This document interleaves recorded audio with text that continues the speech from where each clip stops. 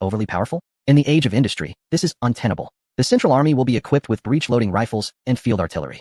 The cavalry charges that local governors pride themselves on will be nothing but a death sentence in the face of volley fire and cannon. More crucially, we will possess railways and telegraphs. Railways will allow our armies to traverse vast distances in a single day, while telegraphs will ensure that imperial edicts reach their destinations instantaneously. What is the notion of distant emperors? In the future, a mere sneeze in Chang'an will cause the frontier to catch a cold. The provinces will no longer be able to physically detach themselves from central control. Secondly, concerning fiscal crises, Li Yu turned to Fang Xianling. Minister Fang, do you worry about an empty treasury? Following industrialization, tax revenues from commerce and industry will swiftly surpass those from agriculture, becoming the bedrock of national finances. At that time, the court will be overflowing with wealth. We will have the capacity to implement social welfare programs, providing relief to the destitute and pensions for the elderly. As long as the populace is not starving, and even thriving, who would dare to rebel? The term displaced persons will vanish entirely. Thirdly, regarding factional strife, Li Yu directed his attention to Wei Zheng and Changsun Wuji. Are you concerned about internal discord within the court? What was the purpose of past factional struggles? It was to divide a limited pie. With land in finite supply, if you gain more, I must lose. However, industrialization is akin to creating a larger pie. When the national discourse shifts from how to seize resources to how to expand the proverbial cake to infinity, the allure of internal strife naturally diminishes. Everyone becomes preoccupied with the pursuit of wealth abroad, leaving little time for domestic squabbles. Moreover, a culture of pragmatic engineering will inevitably challenge the prevailing trend of idle chatter. In the future court, the competition will not revolve around who possesses the loudest voice, but rather who constructs more roads and produces superior steel. Ultimately, it all circles back to imperial authority. Li Yu turned, his gaze intense as he fixed it upon Li Shimin. Cousin, are you worried about your ability to reign over this colossal beast? You are mistaken. In this historically unparalleled industrial empire, the emperor is no longer merely a sovereign. He embodies the highest commander and chief engineer. Your authority will no longer be rooted in the nebulous concept of divine mandate, but rather in unparalleled productivity and military strength. This is the essence of true, unprecedented stability. Li Shimin felt a surge of excitement coursing through him. Moreover, you must choose this audacious path. Why? He inquired, puzzled. Because there are countless future readers observing your every move. You cannot tarnish the illustrious reputation of a timeless emperor. The young man dared to use the readers as leverage against the emperor. Yet, there was wisdom in his words, and Li Shimin granted himself a moment to ponder. The voices of Li Yu and Li Shimin echoed within the hall. No longer did Li Yu jest with the emperor. He steered the conversation back to the matter at hand. Upon completing these 4 steps, the Tang dynasty would transform from a realm built on agrarian warfare into a resplendent empire founded on commerce, technology, and culture. At that juncture, issues such as land consolidation, factional strife, and fiscal crises would be obliterated by the relentless force of productivity. For we have expanded our cake to encompass the entire world. The atmosphere within Lingyan Pavilion reignited with fervor. Wei Zheng, brimming with enthusiasm, was nearly eager to take to the streets of Zhuge to proclaim the news. Li Jing and Li Ji studied the map, their eyes seemingly already charting the routes of attack. Li Tai clutched his notebook, reciting incantations as if envisioning countless factories springing forth from the ground. Li Shimin, too, radiated delight, as though he could already foresee a glorious era of tribute and submission from all corners of the world. He raised his teacup, his hands trembling slightly in excitement. However, amidst this fervent enthusiasm, 2 individuals stood out as incongruous, Fang Xianling and Changsun Wuji. These 2 eminent statesmen of the Tang dynasty did not share in the laughter. Instead, after exchanging a glance, their brows knitted in unison, their eyes betraying a profound chill and trepidation. Li Shimin, still engulfed in enthusiasm, astutely sensed the unusual demeanor of these 2 seasoned officials. His smile dimmed slightly as he scanned their faces, inquiring, all of you appear elated.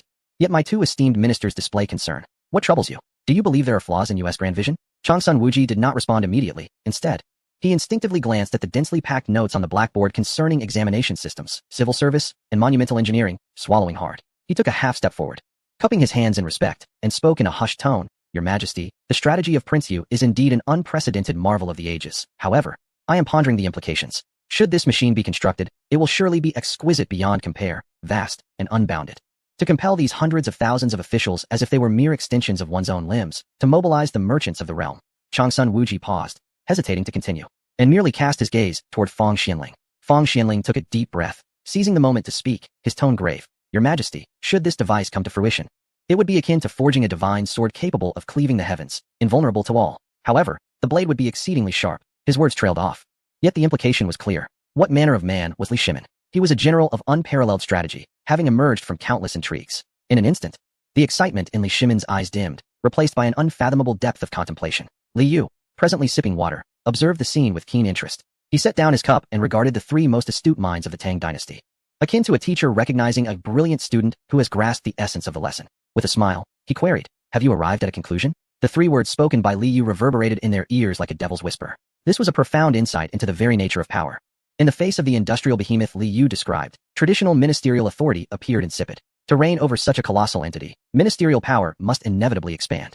Consequently, an irreconcilable conflict would arise between it and imperial authority. It is akin to forging a sword capable of shaping the world. The heavier the blade, the thicker the hilt must be. Yet, if the hilt becomes so cumbersome that even the emperor cannot grasp it, can it still be deemed the emperor's sword? Fang Xianling slightly turned his body, exchanging a knowing glance with Changsun Wuji. Only politicians of their caliber could comprehend the gravity of the situation. Your Majesty.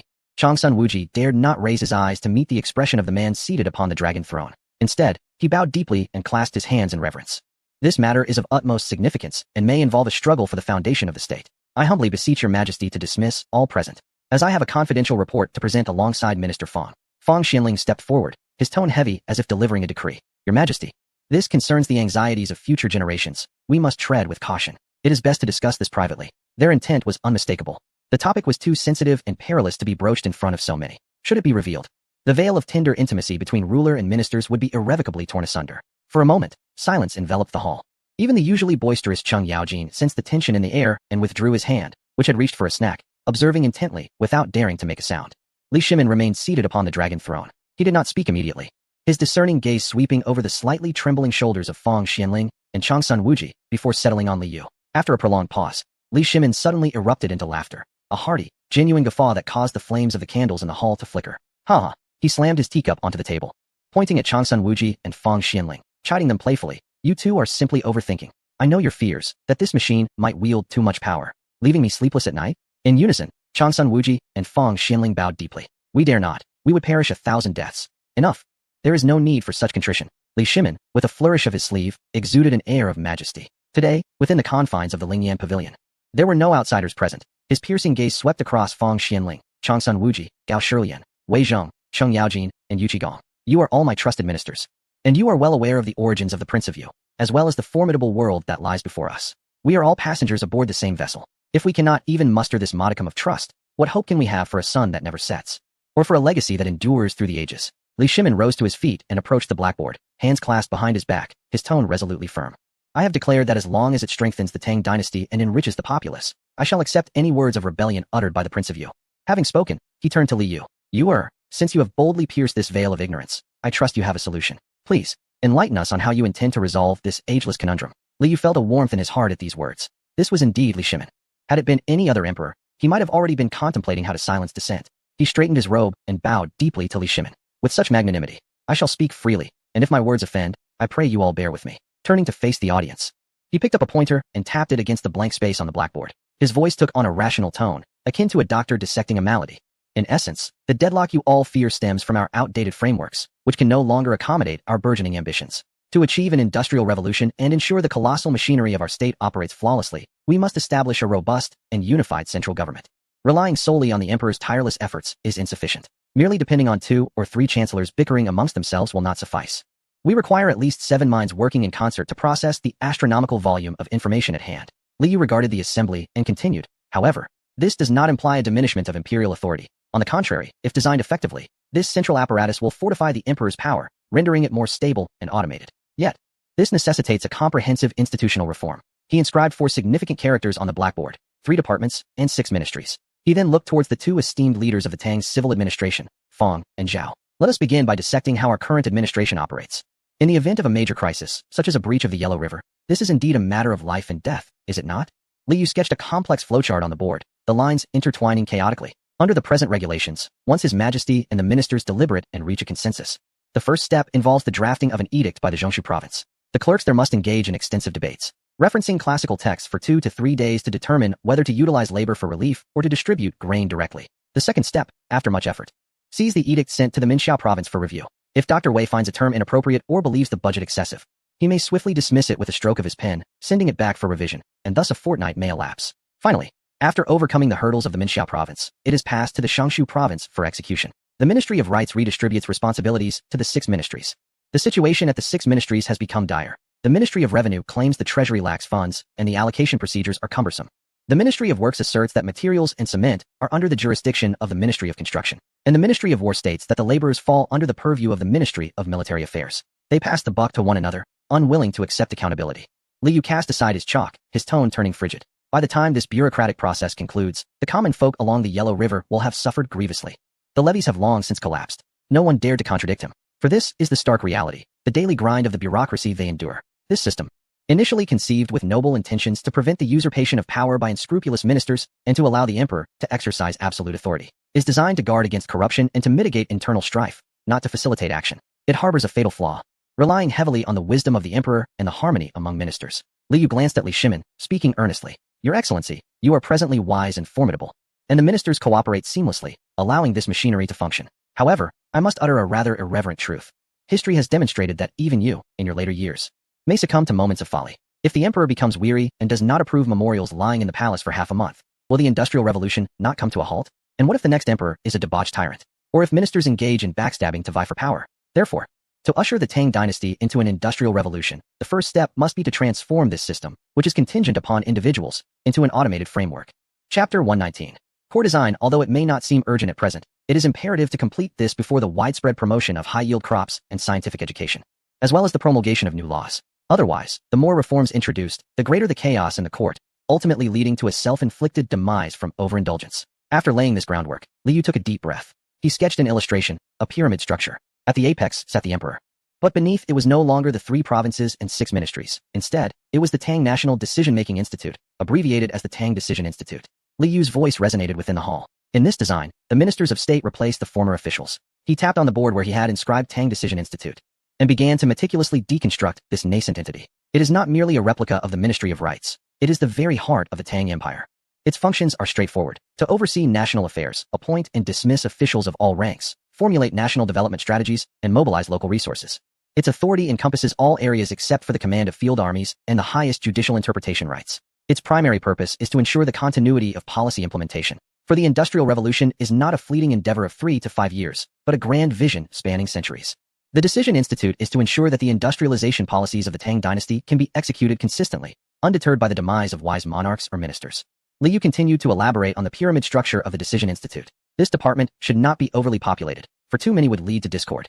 Yet it cannot be too sparse, lest it become ineffective. This is the core of the Tang court. It shall have 1 chief minister responsible for the entirety, the most trusted steward of His Majesty. Let there be 2 to 4 ministers, each responsible for significant domains such as economy, military, culture, education, justice, and agriculture.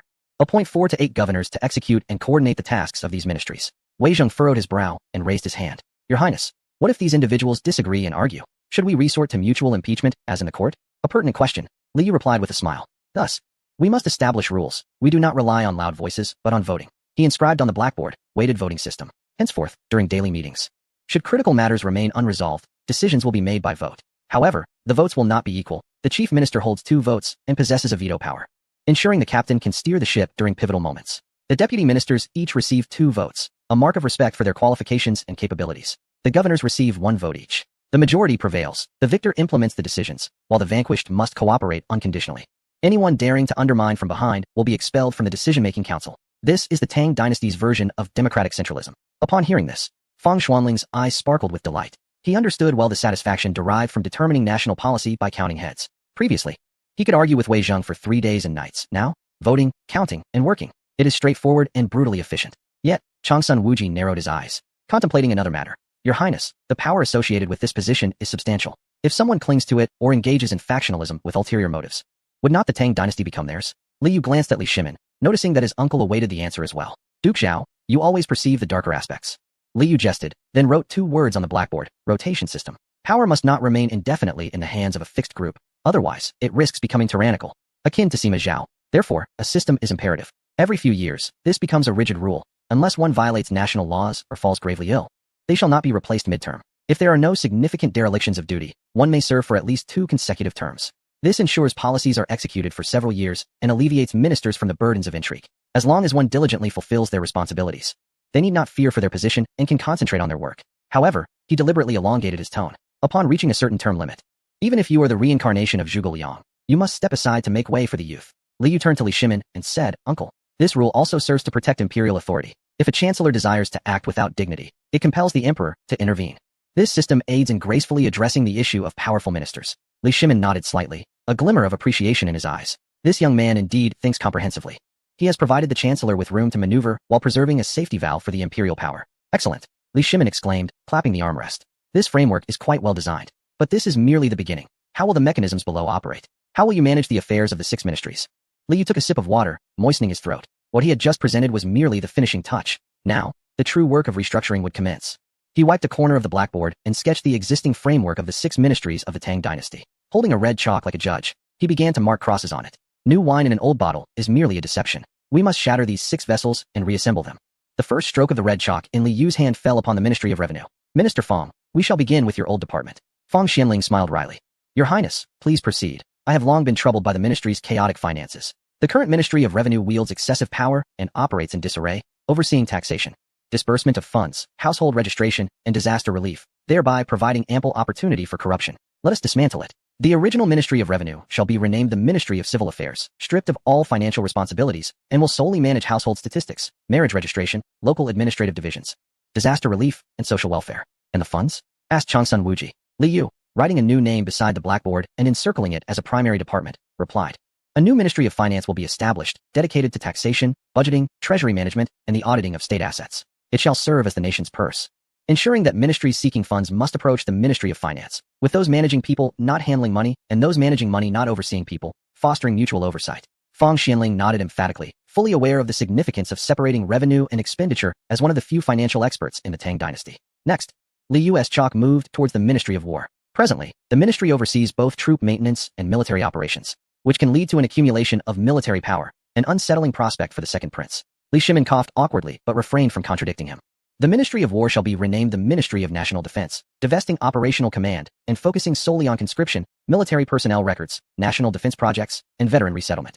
It will serve as the bridge between the state and the military. Li Jing's eyes gleamed with approval as he clasped his hands together, stating, if this comes to fruition, it shall be a fortune for the army. Then came the Ministry of Rights. It shall be split to form a Ministry of Foreign Affairs, a lucrative position that will focus solely on interests, treaties, and intelligence gathering. Additionally, a Ministry of Education will be created to oversee national academies, implement reforms in the imperial examination system, and establish modern schools that teach arithmetic, the study of things, and engineering, rather than the 4 books and 5 classics. The original Ministry of Rights? Let it remain to provide for the scholars, manage monks and priests, and perform rites to the heavens. Quite satisfactory. Following, that is the Ministry of Works. The original ministry was primarily responsible for constructing the imperial palace and tombs, with insufficient focus on roads and bridges. A new Ministry of Industry will be established, the core of the core, responsible for machinery manufacturing, mining metallurgy, chemical engineering, and shipbuilding, with all factory standards governed by this ministry. A new Ministry of Transportation will be tasked with planning and constructing the nation's future railroads, highways, ports, telegraph lines, and more. Finally, there is the Ministry of Justice. Its reformation will be elaborated upon later when discussing the judiciary. Li Yu set down the chalk and gazed at the blackboard, now a fragmented yet reassembled structural diagram, resembling a work of art. Yet, this was merely the beginning. Observing the ministers diligently taking notes below, a mysterious smile graced his lips. What he had just outlined was only the reorganization. What follows will reveal the true ace of the State Council, the 7 direct subordinate departments, which will report directly to the State Council and the Emperor. At the top of the blackboard, Li Yu inscribed the first name with great emphasis. The central bank of the Great Tang serves as the lifeblood of industry. Currently, the currency markets are in disarray, plagued by incessant illicit coin minting that must be brought to an end. This central bank is not merely a typical monetary institution. It is the bank of banks, endowed with 3 paramount privileges. Firstly, the exclusive right to mint currency, ensuring that only it can produce Tang coins, with dire consequences for any counterfeiter, a resolution far more resolute than that of Emperor Wu of Han. Secondly, the authority to anchor interest rates, thereby regulating the flow of currency in the market. Thirdly, the management of foreign exchange, overseeing the conversion of gold and silver with foreign entities to prevent the outflow of wealth. Li Yu cast a glance at Changsun Wuji. Duke Zhao henceforth, business dealings will be contingent upon the whims of the central bank. When the bank decides to loosen the reins, loans will be available. When it tightens them, repayment will be urgent. Changsun Wuji swallowed hard. Despite a chill creeping down his neck, his eyes gleamed with avarice. To control the central bank is to hold the very lifeblood of the Great Tang. The Taxation Bureau operates independently from the Ministry of Finance, which oversees budgets.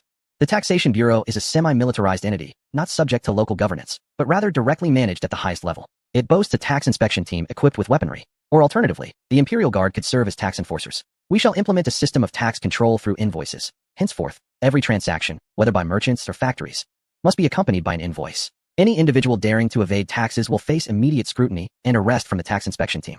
The Investment Bureau is tasked with overseeing ventures that private entities cannot or dare not undertake, such as railways, mines, military industries, and the salt and iron trade.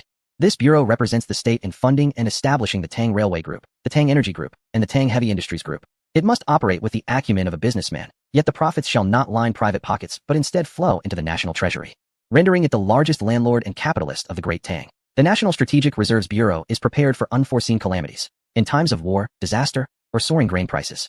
This bureau is responsible for stockpiling essential resources, including food, energy, steel, cotton, and ore. It will maintain a policy of stockpiling, intervening only to stabilize prices if unscrupulous merchants attempt to hoard and inflate grain prices, releasing reserves to counteract such inflation. The Integrity Supervision Bureau addresses the rampant corruption of the industrial age, where malfeasance often begins at a staggering sum of 100,000 guan.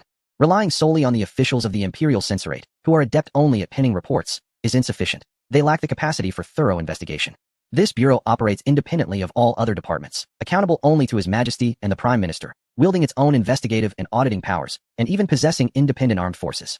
Its singular mandate is clear: to investigate, to scrutinize the execution of new policies, to examine significant projects for impropriety, and to ascertain the origins of officials' wealth. Liu continued to elaborate on the National Development Planning Bureau, which focuses solely on determining future growth. This bureau is responsible for formulating plans, such as forecasting the quantity of steel production, road construction, and shipbuilding over the next 5 years, distributing the tasks to various departments for implementation. It will coordinate resources, resolving priority disputes between the Industrial Department and the Transportation Department regarding steel allocation, with the Planning Bureau holding the final authority. It serves as the advisory body to the State Council. The Royal Academy of Sciences of the Tang Dynasty and Chang'an University serve as the cradle of science and talent. It not only engages in research and development, conquering core technologies such as the steam engine and electricity, but also oversees the rating system, determining the titles of artisans and scholars throughout the realm, with subsidies provided by the state. It encompasses the newly established Chang'an University, which eschews the 4 books and 5 classics, focusing instead on mathematics, physics, chemistry, geography, and engineering, serving as a military academy for the technical bureaucrats of the State Council.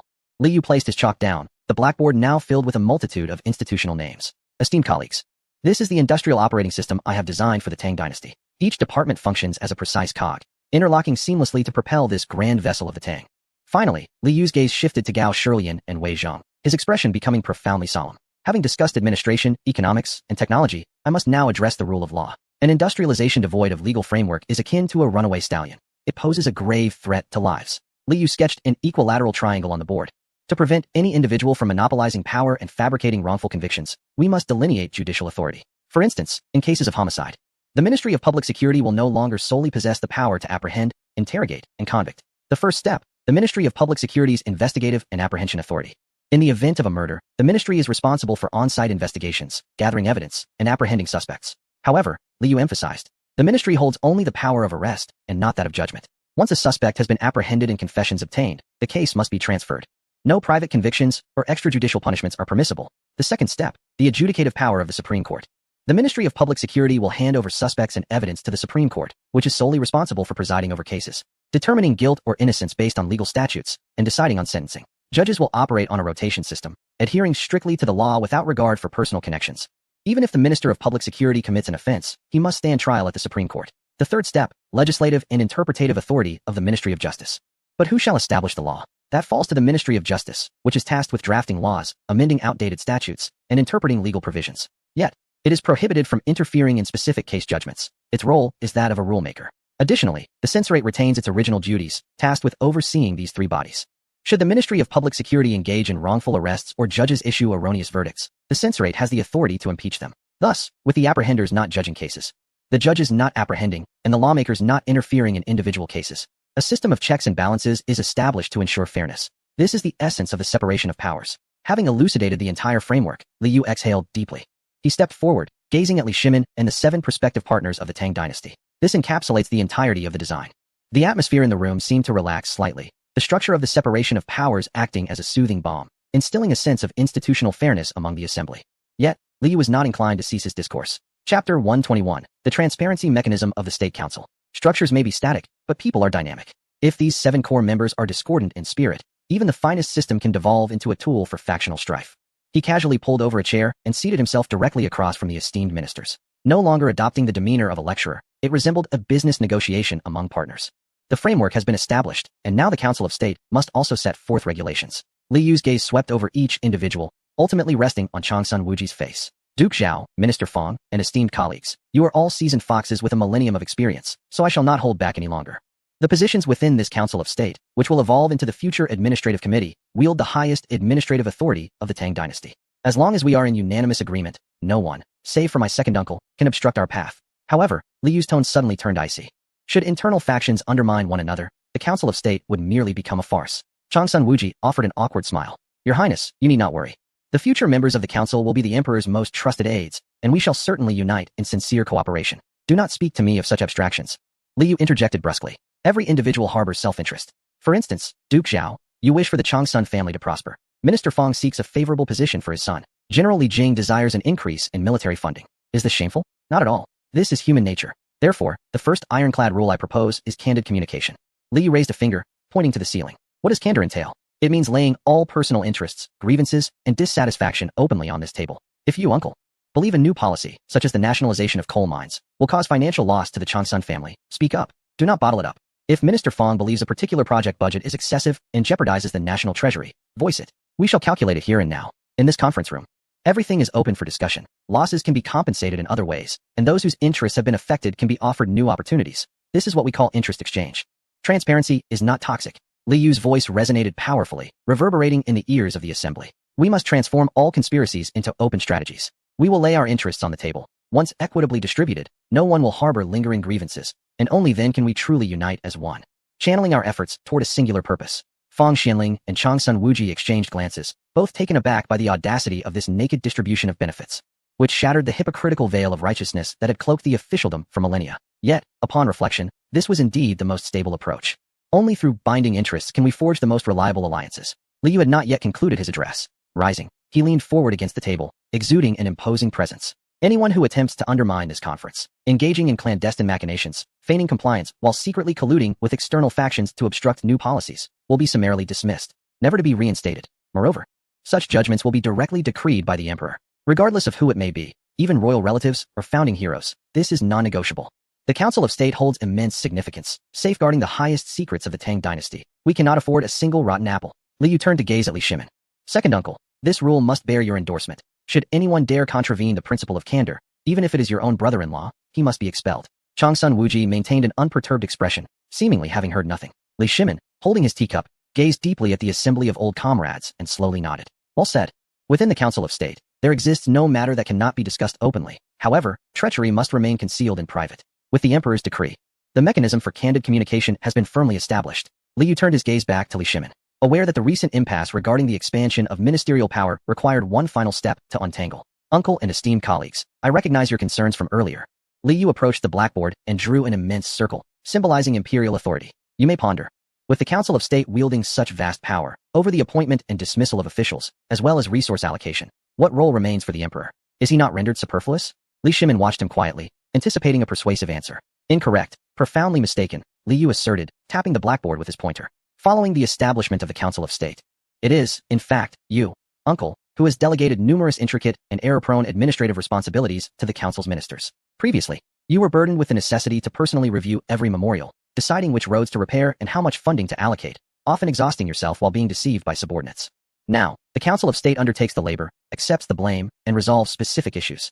Every memorial processed by the Council must be copied and sent to the palace for record-keeping. You still retain the right to be informed. More critically, you hold 3 core powers. The authority to appoint and dismiss officials. Who enters the Council of State and who serves as prime ministers is determined by you, thus maintaining control over the intellect. Military power. The supreme command of the Imperial Guard and the National Defense Mobilization Department remains firmly in your hands, thereby holding the fist. Supervisory authority. The Royal Inspectorate oversees these individuals on your behalf, thereby holding the eyes. Li Yu approached Li Shimin earnestly. However, dear uncle, I have a suggestion. In the future, it would be prudent to consult the Council of State prior to appointing officials, as the Council bears responsibility for the results.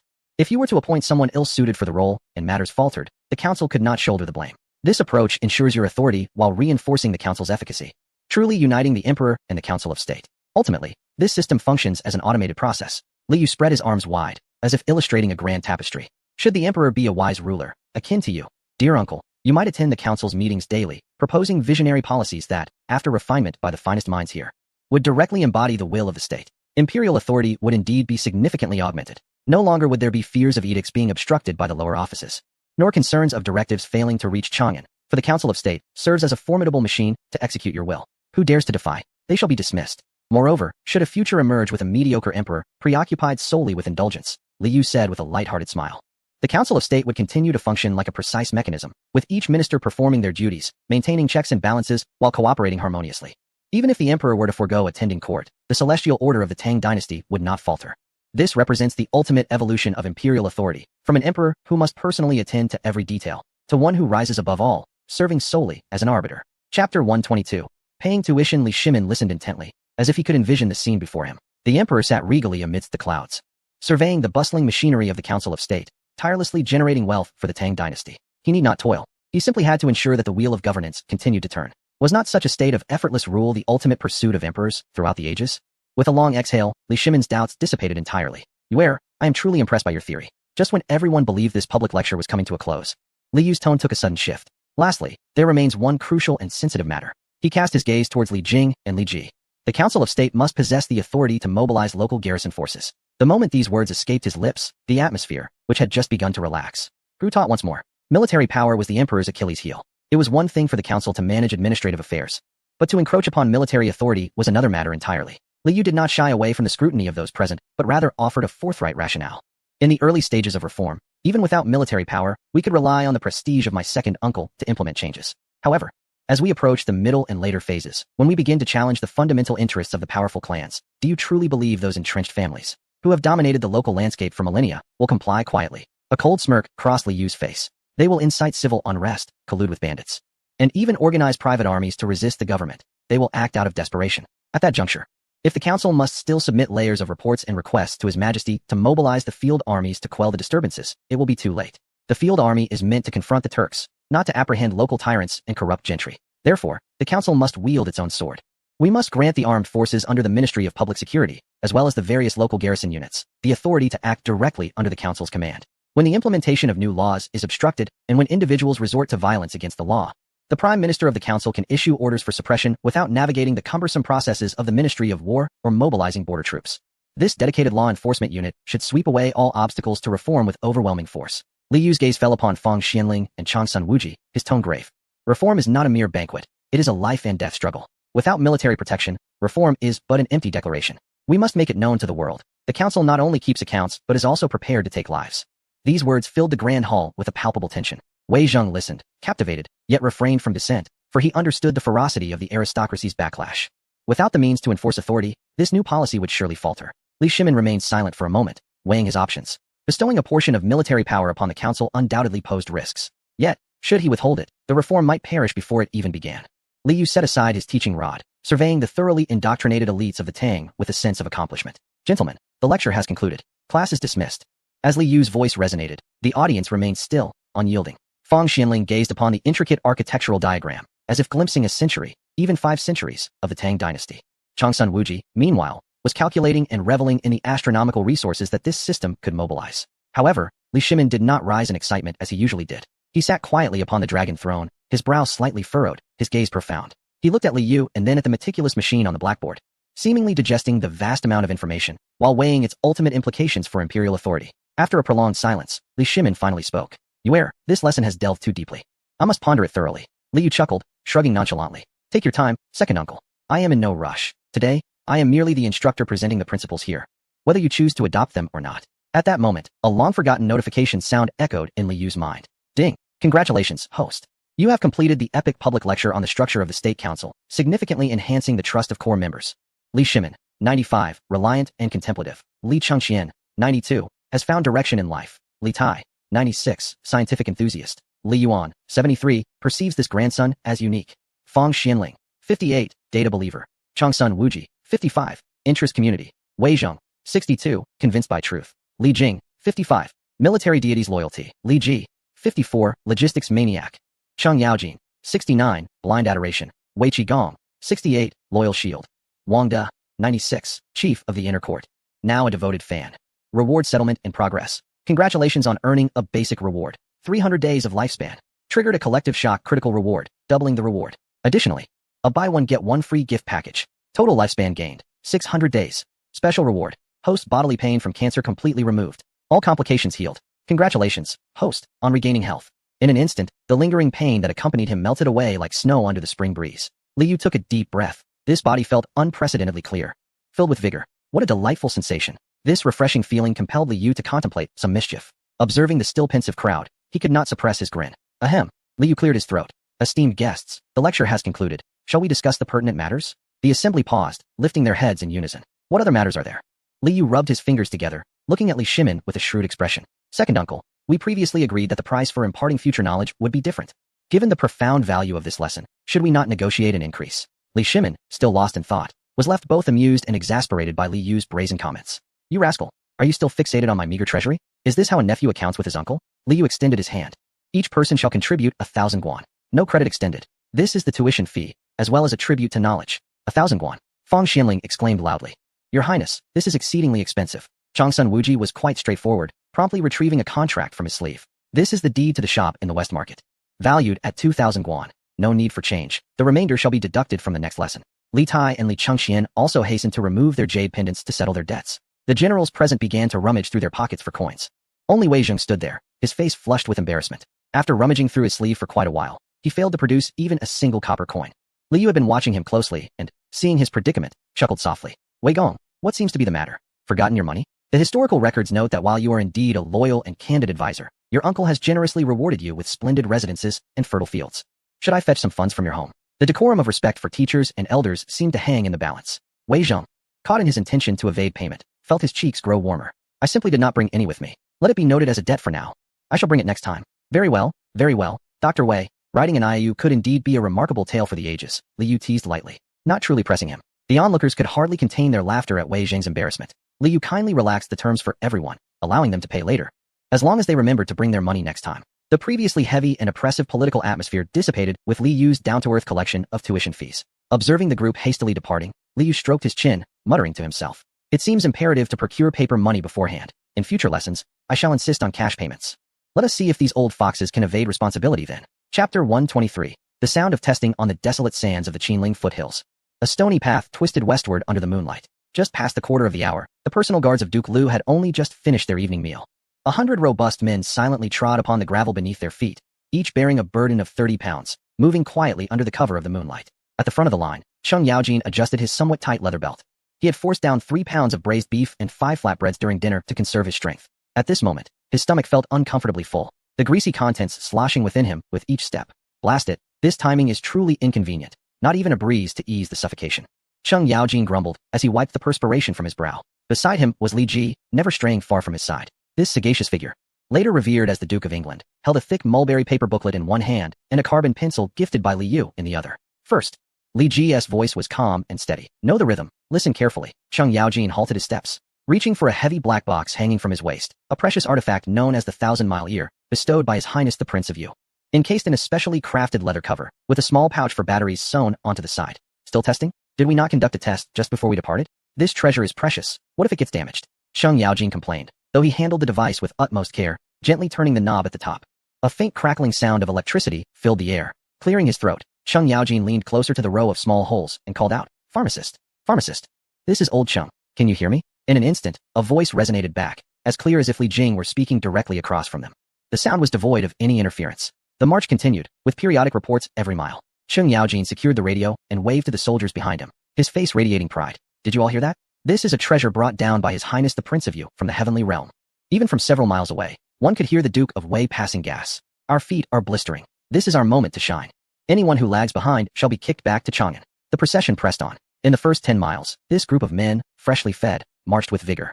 Their steps were remarkably light, and they exchanged playful glances with one another. Hey, Sanlang, that black box was truly magical.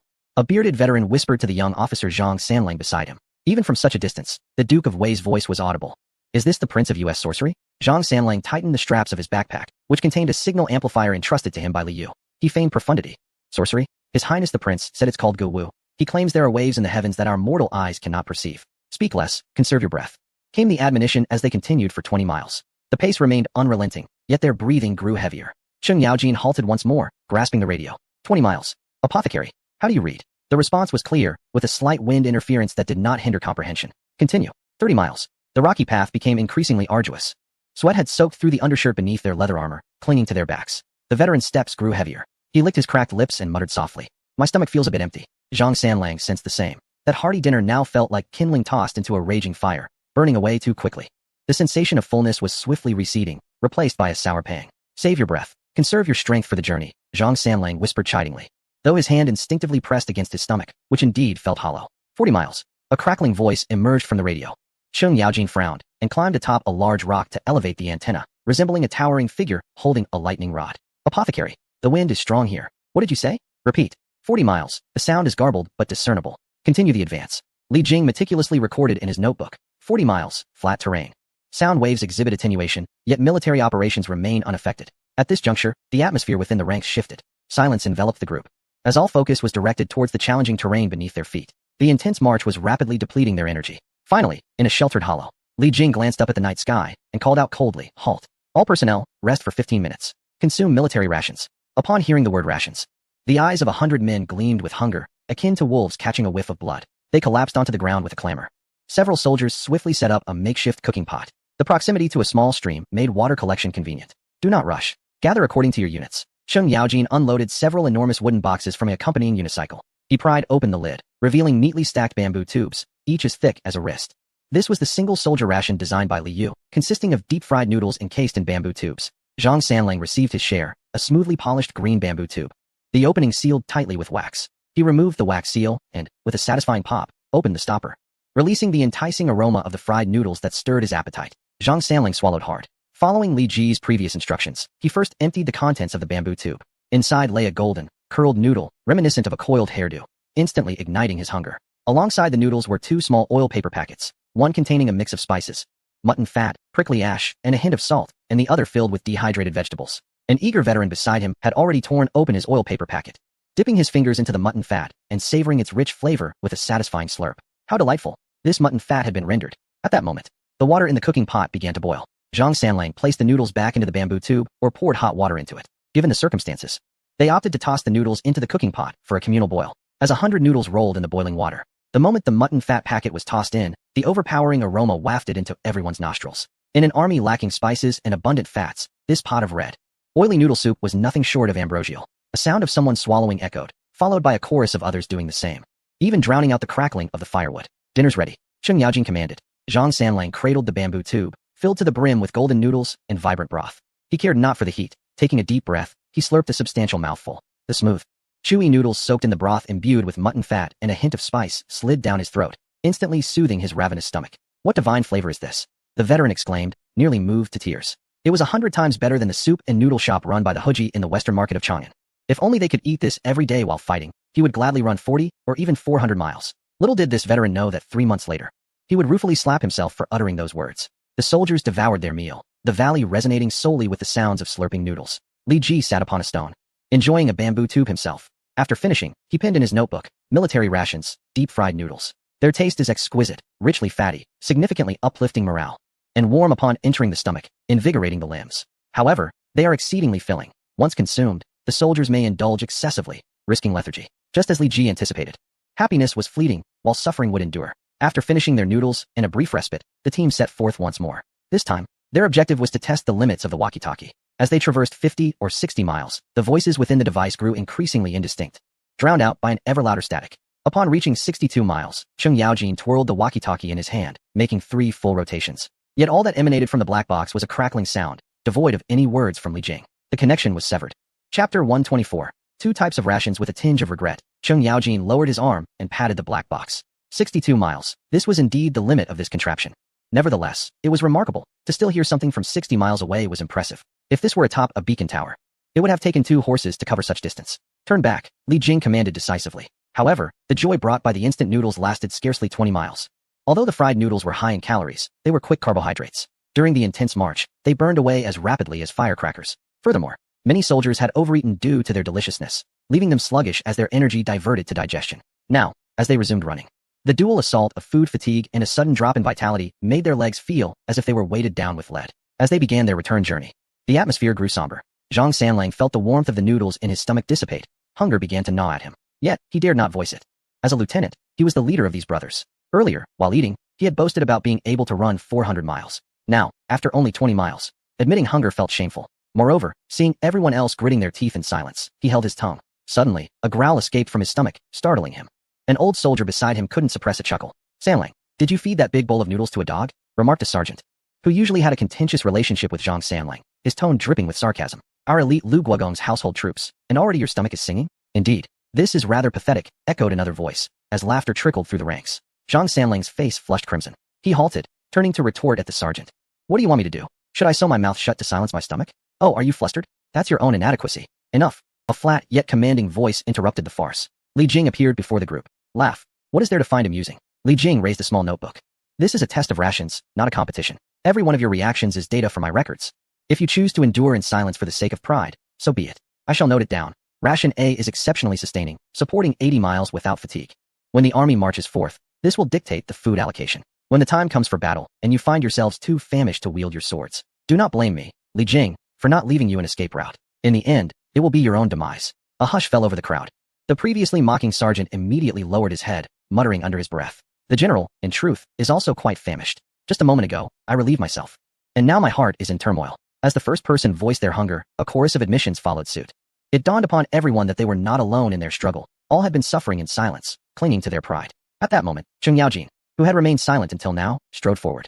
His broad, dark visage appeared particularly solemn under the moonlight. He patted his belly, which resembled that of a pregnant woman, and declared with a resounding voice, "What is there to be ashamed of? I am hungry too. Long before we covered 5 li, it felt as if a rat were scratching within my belly. I am the commander. If I am hungry, how can you, the ones who have lost the ball, not be?" With this self-revelation, the atmosphere lightened considerably. Li Ji nodded, swiftly recording the observations. The military rations labeled A have demonstrated poor endurance to hunger.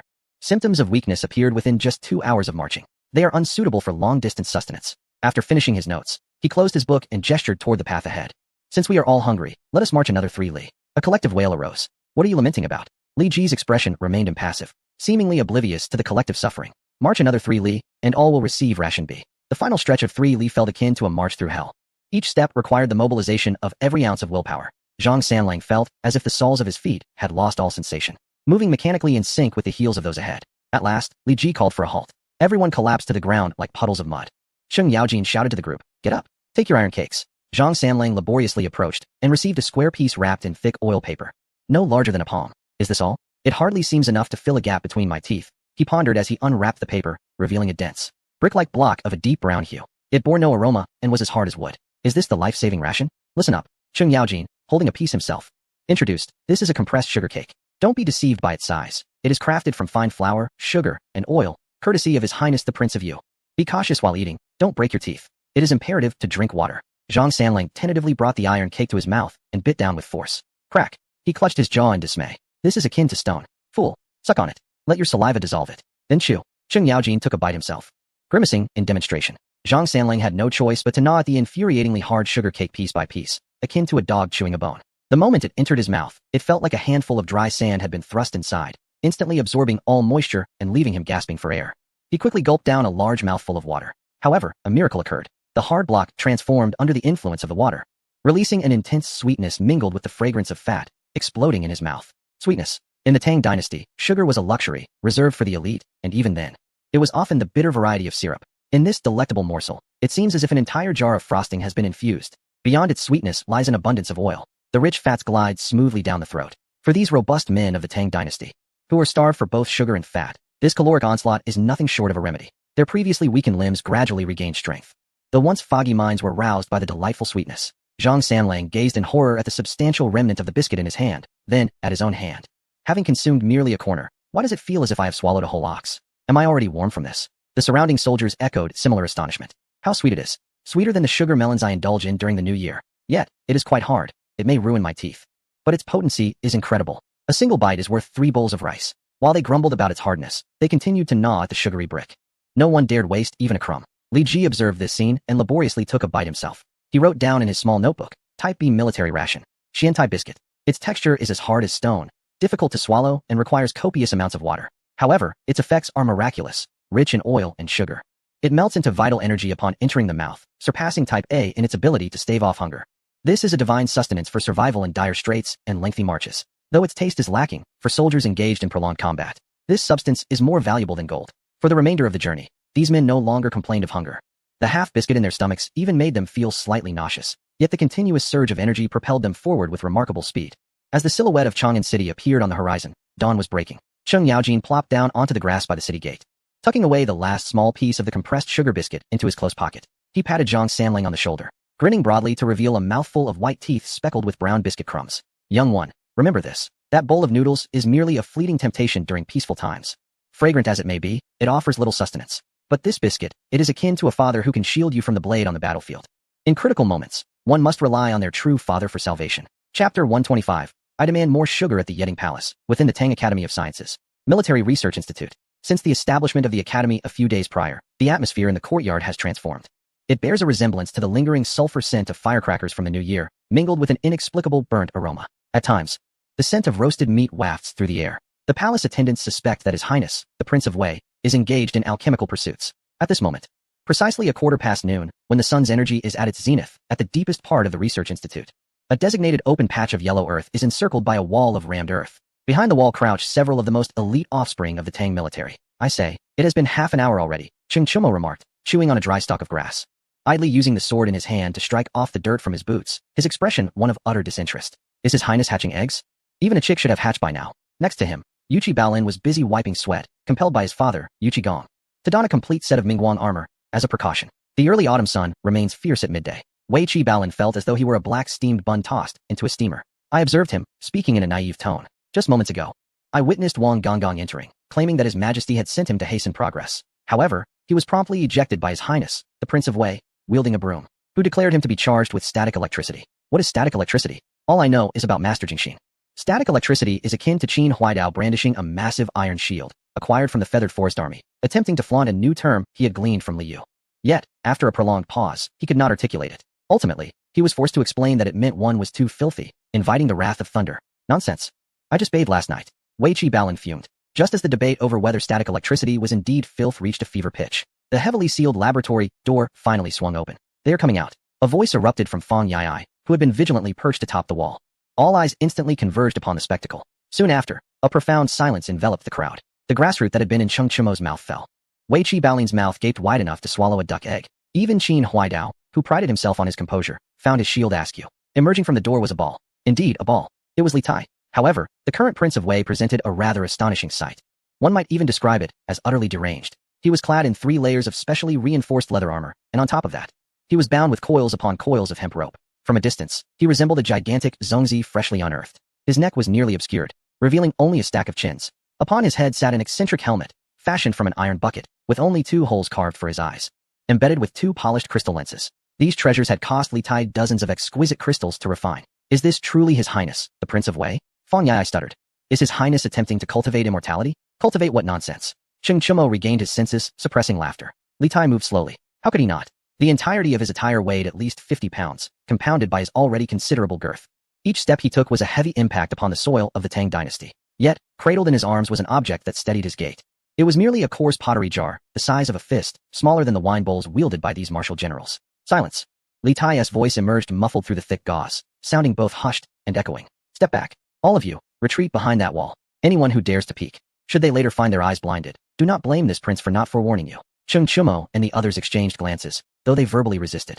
Believing this rotund fellow was merely putting on a show, their bodies, however, faithfully obeyed, swiftly retreating behind the rammed earth wall, exposing only half their heads to witness the spectacle. After all, His Highness, the Prince of Yu, had once proclaimed, never underestimate the destructive power of a fat man, especially when that fat man possesses a grasp of mathematics and science. Li Tai moved with a heavy, waddling gait to the center of the yellow earth. There stood a wooden post, to which a proud and imposing rooster was tied. This magnificent bird was no ordinary fowl. It had been purchased at a great expense by Cheng Chumo from the Fighting Cock Arena in the West Market.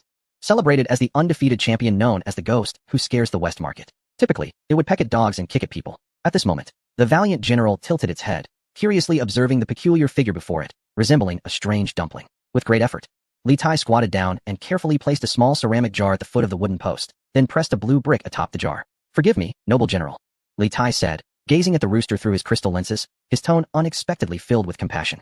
To sacrifice yourself for the truth of the Tang dynasty is a blessing earned over 8 lifetimes. My brother Wang has referred to this as a live experiment. In your next life, I grant you the chance to be a phoenix, feasting on tribute rice every day. Cock-a-doodle-doo, the general crowed, seemingly mocking the plump man's soliloquy, while pecking at his pristine crystal goggles. Tap. The sharp sound startled Li Tai, nearly causing him to tumble to the ground. You dare peck at me? Li Tai fumed.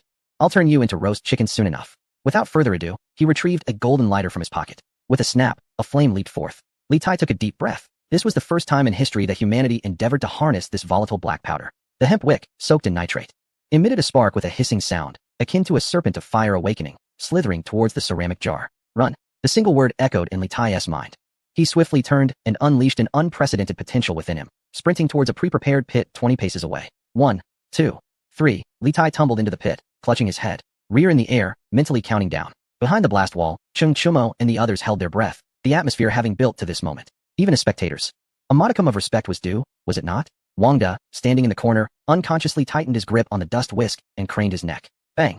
A crisp sound erupted. How to describe it? It was akin to the thunderous crack of a large firecracker set off by a child during the new year.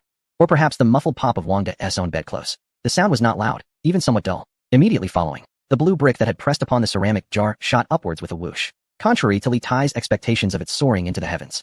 It merely performed a lazy flip, tracing an ungraceful arc at about half a person's height before plummeting to the ground with a thud, rolling twice until it came to rest beside the rooster's feet. As for the valiant general, not a feather was ruffled.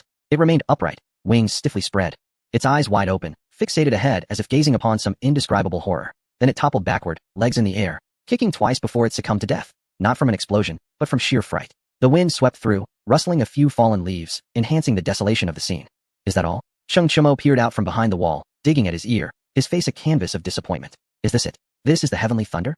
Wei Chabalin chuckled foolishly, scratching his scalp. Your Highness, I have discerned the purpose of this contraption. It is intended to scare chickens. If the Turks come riding, we shall hurl this jar to frighten their horses. Brilliant. Truly brilliant. Qin Huaidao added with a sharp remark. This commotion is quieter than my father's snoring. Pooh. Fang Yai could not suppress a laugh, followed swiftly by a chorus of laughter from the second-generation nobles. Their mirth echoed like a series of resounding slaps against Li Tai's face. Wang De sighed, shaking his head, thinking to himself that he knew well these princes, except for Prince Yu, were merely engaging in foolish antics. Li Tai crawled out of the pit, brushing off the dirt from his clothes, his movements somewhat stiff. Through the crystal pane, he gazed at the brick that had only been flung half a meter away, then glanced at the serene chicken, his face turning crimson. This was an affront to science, an affront to the wisdom of the Wei King, and a mockery of the dark circles he had endured in recent days. Laugh. What a joke. Li Tai tore off the bandage from his face, bellowing at the group of second-generation nobles, spittle flying. This was merely a test. Do you understand? That was to assess the stability of the fuse. No quantity was added at all. Enraged, he marched over and kicked the brick away, only to strike his toe against it with such force that he grimaced in pain, yet he stifled his cry. Just wait. All of you wait for me. This time I shall add more powerful ingredients. He turned and shouted at the little eunuch responsible for logistics, standing at a distance. Go to the kitchen. Bring me frost sugar. Chapter 126. I have become the Taoist master. The little eunuch was taken aback. Your Highness, are you hungry? Hungry my foot. Li Tai erupted with fury. Frost sugar. The purest kind. Hurry. The little eunuch promptly obeyed. Cheng Chumo called out from behind. Your Highness, don't let your anger harm your health. If you're hungry, just say so. I have half a roast chicken over here. No need for gunpowder. Get lost. Li Tai roared, turning to dash toward the laboratory, his silhouette striking a somewhat melancholic, heroic pose akin to the weeping waters of the Yi River. After the span of 2 incense sticks, Li Tai emerged once more from the laboratory. This time, all the second-generation nobles sensed an unsettling shift in the atmosphere, an aura that suggested either they would be obliterated, or he himself would be. In his arms, he cradled a ceramic jar, now as large as the bowl used by Cheng Yaojin for his meals, tightly sealed at the top, and wrapped in layers of hemp rope and fuses, resembling an iron lump. This was the enhanced version concocted by Li Tai. He had crammed a black powder ball the size of an egg into the pit, a dosage that was already 40 times that of the previous one. Furthermore, he had added a generous spoonful of sugar, recalling fragments of the madman's words from the video. It seemed that the lunatic had mentioned that a carbon-rich source could enhance the explosion rate. Although Li Tai was unfamiliar with the concept of a carbon-rich source or what explosion rate entailed, he instinctively understood that the addition of sugar would certainly make the substance burn more fiercely. Everyone stepped back. Li Tai resembled a bull charging at a red flag. This time, retreat 50 steps, back to the base of the courtyard wall. He warned, if anyone dares to approach, do not blame this king for failing to collect your remains. Master Wang, you too step back. Do not think that I would spare you just because you are the emperor's man. Wang De hurriedly retreated, muttering under his breath about how the Prince of Wei seemed possessed. Seeing Li Tai's menacing demeanor, Cheng Chumo and the others dared not jest any longer, obediently retreating a considerable distance, leaving only their vigilant gazes fixed upon him. Li Tai approached the earlier pit, where the dead chicken had already been cleared away, replaced by a heavy stone slab removed from the city wall. This stone weighed over 100 pounds, typically used for weightlifting. Li Tai wedged the large ceramic jar, the size of a sea bowl, into the crevice beneath the stone. His hands trembled. He was uncertain of what would transpire with the sugar-infused concoction, but he had an instinctive feeling that this was not comparable to the earlier damp explosion. Heavenly spirits, earthly spirits, may the Supreme Lord grant swift command. Brother Wang, bless me, Li Tai muttered incoherently, producing his lighter once more. With a snap, smoke began to rise. This time, he dashed away faster than a rabbit, scrambling back into the protective pit. Having learned from his previous experience, he placed a spare large shield over his head, ensuring he was well protected. 1, 2, 3. He counted his breaths in the darkness, trembling with each count. 10, 11, 12. Time passed slowly. 15 breaths elapsed. 20 breaths went by. The anticipated thunderclap had yet to arrive. The entire research facility was eerily silent, save for the distant sound of warhorses snorting. From a distance, Cheng Chimo peeked out cautiously, unable to resist prodding Qin Huaidao beside him. Say, could it have misfired again? The Prince of Wei's skills seemed lacking. Perhaps he hastily severed the fuse? Qin Huaidao frowned in suspicion. I believe it is the sugar's fault. Gunpowder mixed with sugar? Isn't that akin to making a confection? It's a wonder it could explode at all. Wei Qibao sighed. Let us disperse. I believe the prince has succumbed to hunger. We should go eat roasted chicken. Before he could finish his sentence, Li Tai suddenly lifted the shield, emerging from the pit like an enraged groundhog. Peering through the crystal pane, he squinted toward the stone slab 50 paces away. The fuse was indeed devoid of sparks. Not even a wisp of smoke remained. Cursed thing. It's nothing but a counterfeit. Li Tai uttered a curse, his words flowing smoothly as if learned from the coarse tongue of Cheng Yaojin. It must be that damp fuse. I knew those scoundrels at the Bureau of Works were cutting corners. I'll report them when I return. He crawled out of the pit. From a distance, Cheng Chimo called out, Your Highness, don't go over there. It's dangerous. Li Tai, ignoring the warning, kicked at the stones on the ground as he walked. What more could be done after everything was extinguished? I shall rekindle the fire. This time, I will use 2 fuses. I refuse to believe it. He brushed the dust from his backside and strode forward. Though his words were bold, his steps were unsteady. With each stride, his heart raced in his throat. As he approached, he saw the stone lying quietly before him. He halted approximately 2 meters away, squinting as he bent down to examine how the fuse had extinguished. What a peculiar situation, he muttered. In that instant, perhaps a gust of supernatural wind swept by, or perhaps the substandard fuse had been smoldering internally all along. The seemingly lifeless black cord suddenly flickered ominously, as if a red eye had opened in the darkness. That glimmer of red light magnified instantly through the crystal, transforming into a blinding orange glow. At that moment, Li Tai's mind ceased to function, leaving only one thought. Before he could fully articulate his astonishment, boom. This time, it was not a muffled sound, but a genuine explosion. Li Tai felt a blinding flash before him. His body hurled as if struck by a raging bull. The shockwave, mingled with dust and debris, engulfed him in an instant. In the horrified gaze of Cheng Chimo and the others, they witnessed an unforgettable scene. The rotund Prince of Wei soared through the air like a kicked football. He flew a full 2 meters high, propelled backward. The heavy armor he wore inflated in the air like a bloated bubble, tracing a parabolic arc. The deafening sound of the explosion resonated in their ears. A thick cloud of white and black smoke swiftly enveloped the entire area. Even those standing several paces away, including Cheng Chimo, felt the ground tremble violently beneath them. A wave of heat surged forth. Your Highness, Cheng Chimo shouted, his voice filled with anguish. Wang De collapsed to the ground. The thunder god has descended. Wei Qibao sat down abruptly, his face as pale as a sheet, despairing as he stared at the billowing smoke. It's over. It's truly over. The Prince of Wei has been obliterated. How shall I report this to His Majesty? My father will surely kill me. Someone save him. What are you standing there for? Qin Huaidao was the first to react. Though his legs felt like jelly, he was, after all, the son of Qin Xiong. He dashed toward the black smoke, shouting as he ran, Your Highness, hold on. Cheng Chimo also let out a cry, rushing forward. The air was thick with smoke, and the acrid scent of sulfur made one cough violently. A few individuals rushed to the place where Li Tai had landed. On the ground lay a dark, indistinguishable mass. Li Tai's leather armor was tattered and torn, the outer hemp ropes completely frayed, and the inner lining had been blown out, charred and hanging from his body. The iron helmet had long since vanished. His head, resembling a gourd struck by lightning, bore no resemblance to its former self. It was merely a blackened orb, glistening with an oily sheen, pure in its darkness, save for the white of his eyes. Li Tai lay motionless on the ground. Cheng Chimo, trembling, reached out a hand to check for signs of life. His voice choked with emotion. Your Highness, are you still with us? If you depart, I, Old Cheng, shall burn 10 paper laboratories for you each Qingming festival, along with 10 pounds of white sugar. At that moment, a pitch-black hand suddenly seized Cheng Chimo's wrist with a terrifying grip, causing him pain. Li Tai coughed violently, expelling a cloud of black smoke. Slowly, he turned over, lying on his back upon the yellow earth. He felt as though all the bones in his body had dislocated, a buzzing in his ears, yet he felt no pain. He reached down to touch his belly, where thick layers of fat and 3 layers of armor resided. In that fleeting moment, it was this very equipment and fortune that had saved his life. An unprecedented exhilaration surged through him. Was this what the Prince of Yu had referred to as equivalent?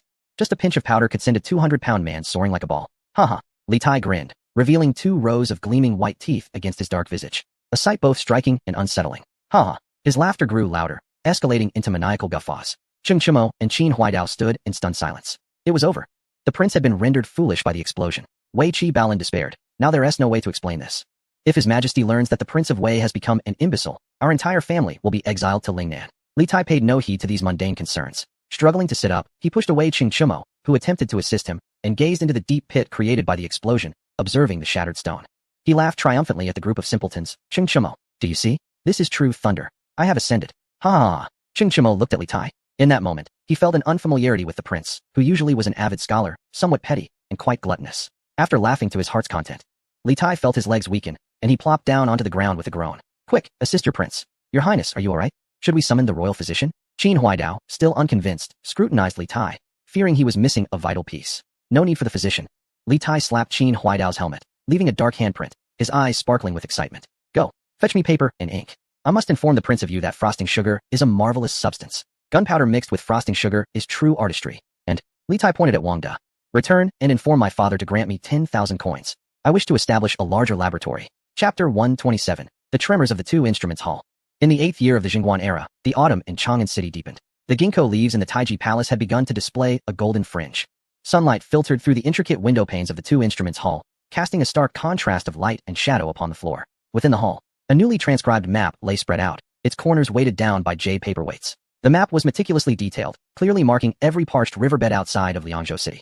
At this moment, Li Jing, the revered military god of the Tang dynasty, was squatting on the ground without a semblance of decorum, holding a red and blue pencil in his hands. Your Majesty, esteemed colleagues, he said, as the tip of his pencil gently touched the area west of Liangzhou, representing the region of plateau and desert. According to the records in the Old Book of Tang, in November of this year, merely 2 months hence, the Khagan of Tian, Morong Fuyun, would be misled by the slanders of the Heavenly Pillar King, believing that our Tang dynasty was internally unstable due to your Majesty's prayers, and that the exhaustion of the populace after the autumn harvest would embolden him to brazenly raid our borders. As he spoke, Li Jing raised his head, his usually cautious eyes now glimmering with a formidable cold light, an unmistakable confidence born from having the entire map laid out before him. He intends to catch us off guard. In the shadows, Changsun Wuji let out a light chuckle, playing with a smooth jade ring. 2 months marks the transition from late autumn to winter, a time when the grass withers and the waters freeze, making it the most arduous period for cavalry. That old fox, Morong Fuyun, has his calculations well in hand. He believes our steeds will be unable to run, that our logistics will falter, and that we will meet the same fate as the previous Sui dynasty, crushed by the harshness of the terrain and climate. Yet, little does he realize, before he even sets out, we have already chosen his burial ground. Fang Xianling knelt beside the table, several thick ledgers piled before him. In the past, upon hearing of impending war, this meticulous steward of the Tang would have furrowed his brow in distress, lamenting over their financial constraints, wishing to split a single coin in half to make ends meet. But today, he exuded an unprecedented sense of affluence and composure. Knowing it is November, we have a full 2 months at our disposal, he remarked, pausing his movements with a leisurely tone. There is no need for us to mobilize a large number of laborers at this moment. That would merely alarm the enemy. We can first disguise our provisions as a caravan from the western regions and transport them in batches to Liangzhou. The compressed rations technology provided by His Royal Highness, the Prince of Yu, has already been successfully trialed by the Ministry of Works. They are compact, high in caloric value, and incur minimal transportation losses. By the time that old fool makes his move, our supplies will be perfectly positioned, without even needing to tap into the grain reserves of Guangzhou. At this juncture, the always coughing Gao Shilian also raised his head, his voice strong. Lure him into a trap, close the gates, and strike the dog. Li Shimin stood with his hands clasped behind him, gazing at the map. The sensation was exquisite. In previous battles, one navigated treacherously, guessing at the enemy's intentions and guarding against unforeseen changes, often sleeping with one eye open in fear of mishaps. Yet now it was akin to performing a play with a script in hand. It felt like wielding fully equipped divine gear in a novice village to vanquish the weak. The exhilaration brought forth by this godlike perspective was more intense than any resounding victory. Not merely in terms of provisions. Li Shimin turned around, his gaze sweeping across several trusted aides present, ultimately settling on Wei Qigong, who was idly sharpening his nails with a dagger. Jingda, how are the new saddles coming along? At the mention, Wei Qigong immediately rose, sheathing his dagger, a grin revealing his white teeth on his otherwise dark face. Your Majesty, rest assured, the new saddles have already begun distribution among the soldiers. With stirrups, the ordinary troops' riding skills have dramatically improved. Even seasoned veterans can wield spears with both hands while drawing bows on horseback. Good. Li Shimin nodded and then turned his attention to Li Jing. Pharmacist, have you thoroughly contemplated the so-called blitzkrieg mentioned by Prince Yu? In this battle, I not only wish to win, but to do so resplendently and economically. If we suffer losses akin to the past, where we kill 1,000 yet lose 800, that young rascal will mock me for my miserly tactics. Li Jing nodded in acknowledgement. In response to your Majesty, I have been unable to sleep these past few nights, continuously analyzing the examples of the Second World War provided by Prince Yu. The essence of blitzkrieg lies not in speed, but in surprise and ruthlessness. We must sever the enemy's communications and incapacitate their command before they can react. At this juncture, fervor lit Li Jing's countenance. Moreover, we now possess the capabilities of long-range reconnaissance and swift communication, as well as new military rations. Before he could finish, a sudden, thunderous explosion erupted from the northwestern corner of the imperial city. The sound resembled a slumbering giant awakening with a violent thrash, stomping upon the foundation of Taiji Palace. Even with thick palace walls and multiple gates in between, the ground of the Two Instruments Hall quaked violently. The imperial guards outside were thrown into disarray. The clamor of armor clashing and swords unsheathing filled the air. Protect the emperor. Where's the breach? Yet, the few within the hall remained remarkably composed. Li Jing abruptly stood, his gaze fixed on the northwestern direction, where the Yeding Palace stood, home to the Tang Academy of Sciences. Exchanging glances, the group silently questioned each other. Have they truly succeeded? Fang Xuanling's voice trembled, not from fear, but from excitement. He comprehended the significance of that deafening sound. Suppressing the tumult of emotions within, Li Shimin commanded, "Let us go." He gestured grandly, his dragon robe billowing like a gust of wind as he made his way to Yeding Palace. I wish to see with my own eyes what this thunderous noise has wrought. At Yeding Palace, the Military Research Institute, when Li Shimin, accompanied by a multitude of chancellors and generals, arrived in haste under the guidance of Wang De, who was covered in soot. They found the area surrounded tightly by the fully armed imperial guards. Upon entering the courtyard, an unfamiliar acrid smell assaulted their senses. It was the scent of gunpowder. The courtyard lay in disarray, strewn with rubble and broken wood, while a few fragments of iron were embedded in a nearby rammed earth wall. The once even yellow earth now appeared as if it had been furrowed by countless raging bulls. Yet, more potent than the odor of gunpowder was the exuberant cheers from a group of young men in the courtyard. Incredible. This is what real men should be playing with. Cheng Chimo, his face as black as the bottom of a pot, danced with excitement, forgetting to pay his respects upon seeing Li Shimin. He pointed to a massive crater still emitting smoke and shouted, "Your Majesty, did you not see? That explosion just now shattered a stone weighing hundreds of pounds into mere dust. Not a single intact piece remained. If this were to fall upon someone, my goodness." Wei Qi Baolin chimed in beside him, grinning widely, revealing a gleaming set of white teeth. If my father had this contraption, would he still need to scale ladders to breach a city? What use is a ram? Just toss a couple over. And the city gates along with the towers would be blown to smithereens. I wouldn't even need to practice the myriad of martial arts. I could simply master the art of throwing stones. Li Shimin paid no heed to the raucous youths, his gaze transcending the crowd to settle upon the rotund figure at the center of the arena. Chapter 128, Demonstration of Black Powder Li Tai. At this moment, the Prince of Wei appeared rather disheveled. A tuft of his hair had been singed, curling against his forehead. His face bore streaks of black and white, and his brocade robe was marred with several charred holes, exposing the soft armor beneath. Father. Upon spotting Li Shimin, Li Tai rushed over like an eager child presenting a treasure, clutching two peculiar objects tightly in his arms. You have arrived at the perfect moment. That was merely the first test explosion. The data is not yet fully recorded. I only added the sugar that brother you mentioned, and the power tripled. Brother you truly does not deceive me. This carbon-rich substance is indeed miraculous. Li Tai excitedly wiped his face, only to smudge it further, and continued. I was just about to demonstrate its full potential to Chu Mo and the others. And since you are here, I implore you, Father, to witness this first thunderous explosion. Li Shimin observed his son's fervent demeanor with a sense of pride. Very well. He nodded, his voice steady. Demonstrate it for me.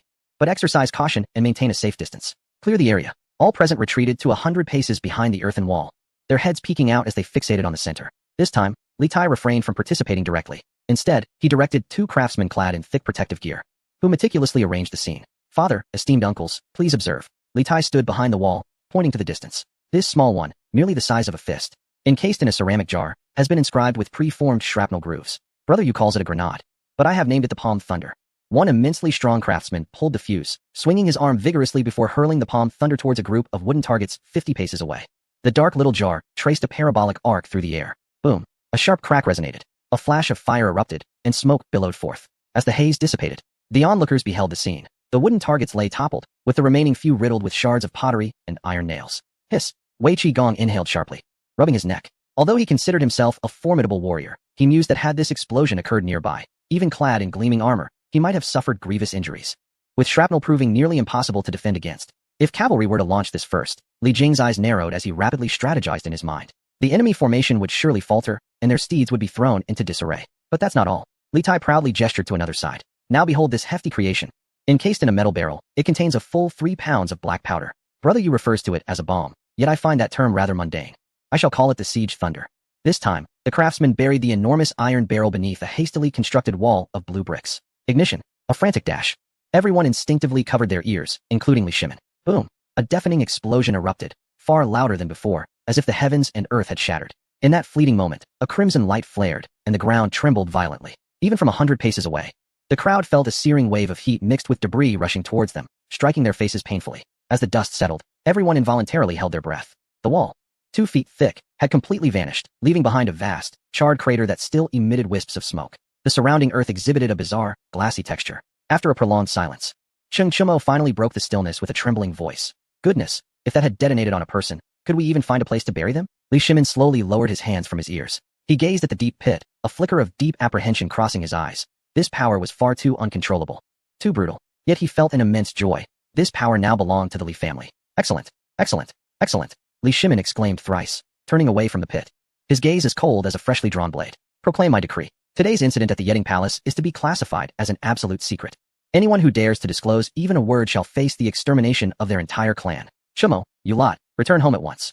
Do not wash your faces on the way. Merely say you accompanied Qin in alchemical pursuits and the furnace exploded. Understood. The younger generation, aware of the gravity of the situation, departed, their faces covered in dust yet unable to conceal the fervor in their eyes. Soon, only Li Shimin, Li Tai, and a few core ministers remained in the courtyard. Li Tai, still caught in the thrill of the moment, was eager to continue boasting about his nitrate-sulfur ratio and granulation techniques. However, Li Shimin waved his hand, interrupting him. Qin, this substance indeed possesses great power.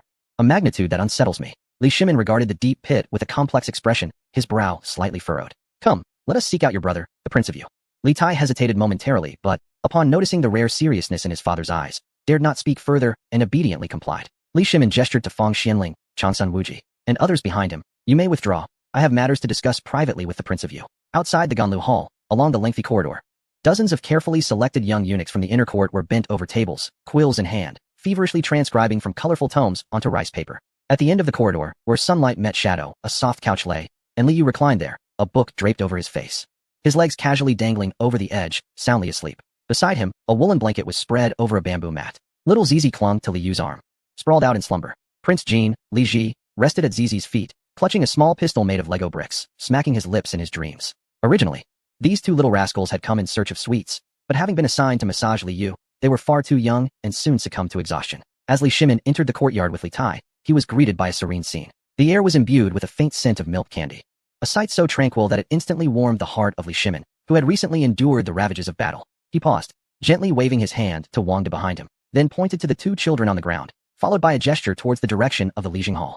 Having served Li Shimin for decades, Wang De had honed his ability to read the room. He immediately understood, silently summoning a few nimble palace maids and eunuchs.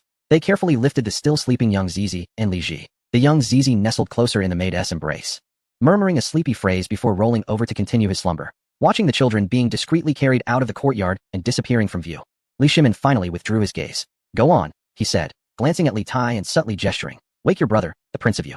Li Tai chuckled, his face as dark as the bottom of a pot, and stealthily approached. Chapter 129, Li Shimin's doubts and his dreams. Li Yu found himself back in 2025, reclining in an air-conditioned room, a chilled sugary beverage in hand, with freshly grilled lamb skewers sizzling before him. Just as he was about to take the first bite, a dark claw suddenly reached out, grasping his shoulder and shaking him vigorously. Brother Yu, wake up. Something big has happened. Li Yu groggily opened his eyes to find a large, shiny black face mere inches away. The only white features were the teeth and the scare of the eyes, grinning widely, resembling a bear that had just crawled out of a coal pile or the grim reaper from the underworld. Who dares to disturb me? Startled, Li Yu nearly toppled off the soft couch, instinctively kicking out. Ouch! It's me, Qin. The stout figure deftly avoided the kick, wiping his face in a futile attempt to clean it, only making it smudgier. Li Tai, brother Yu, are you still half asleep? Gradually regaining his composure, Li Yu scrutinized the figure before him. Ah, that stature, those familiar double chins. It truly is the rotund Qin. Noticing the tattered state of his burnt leather armor and the pungent smell of sulfur, realization struck him. Did it explode? It did, Li Tai exclaimed, ecstatic and animated. According to your formula, I added frosting and processed it into granules. The power, oh my. Just now, both father and Uncle Li were left dumbfounded. The noise was truly earth-shattering. That large stone was shattered in an instant. Well done, Fat Sparrow. Li reclined back on the couch, dismissively clapping his hands and reaching for a bunch of chilled grapes. I always knew you were a genius with fire.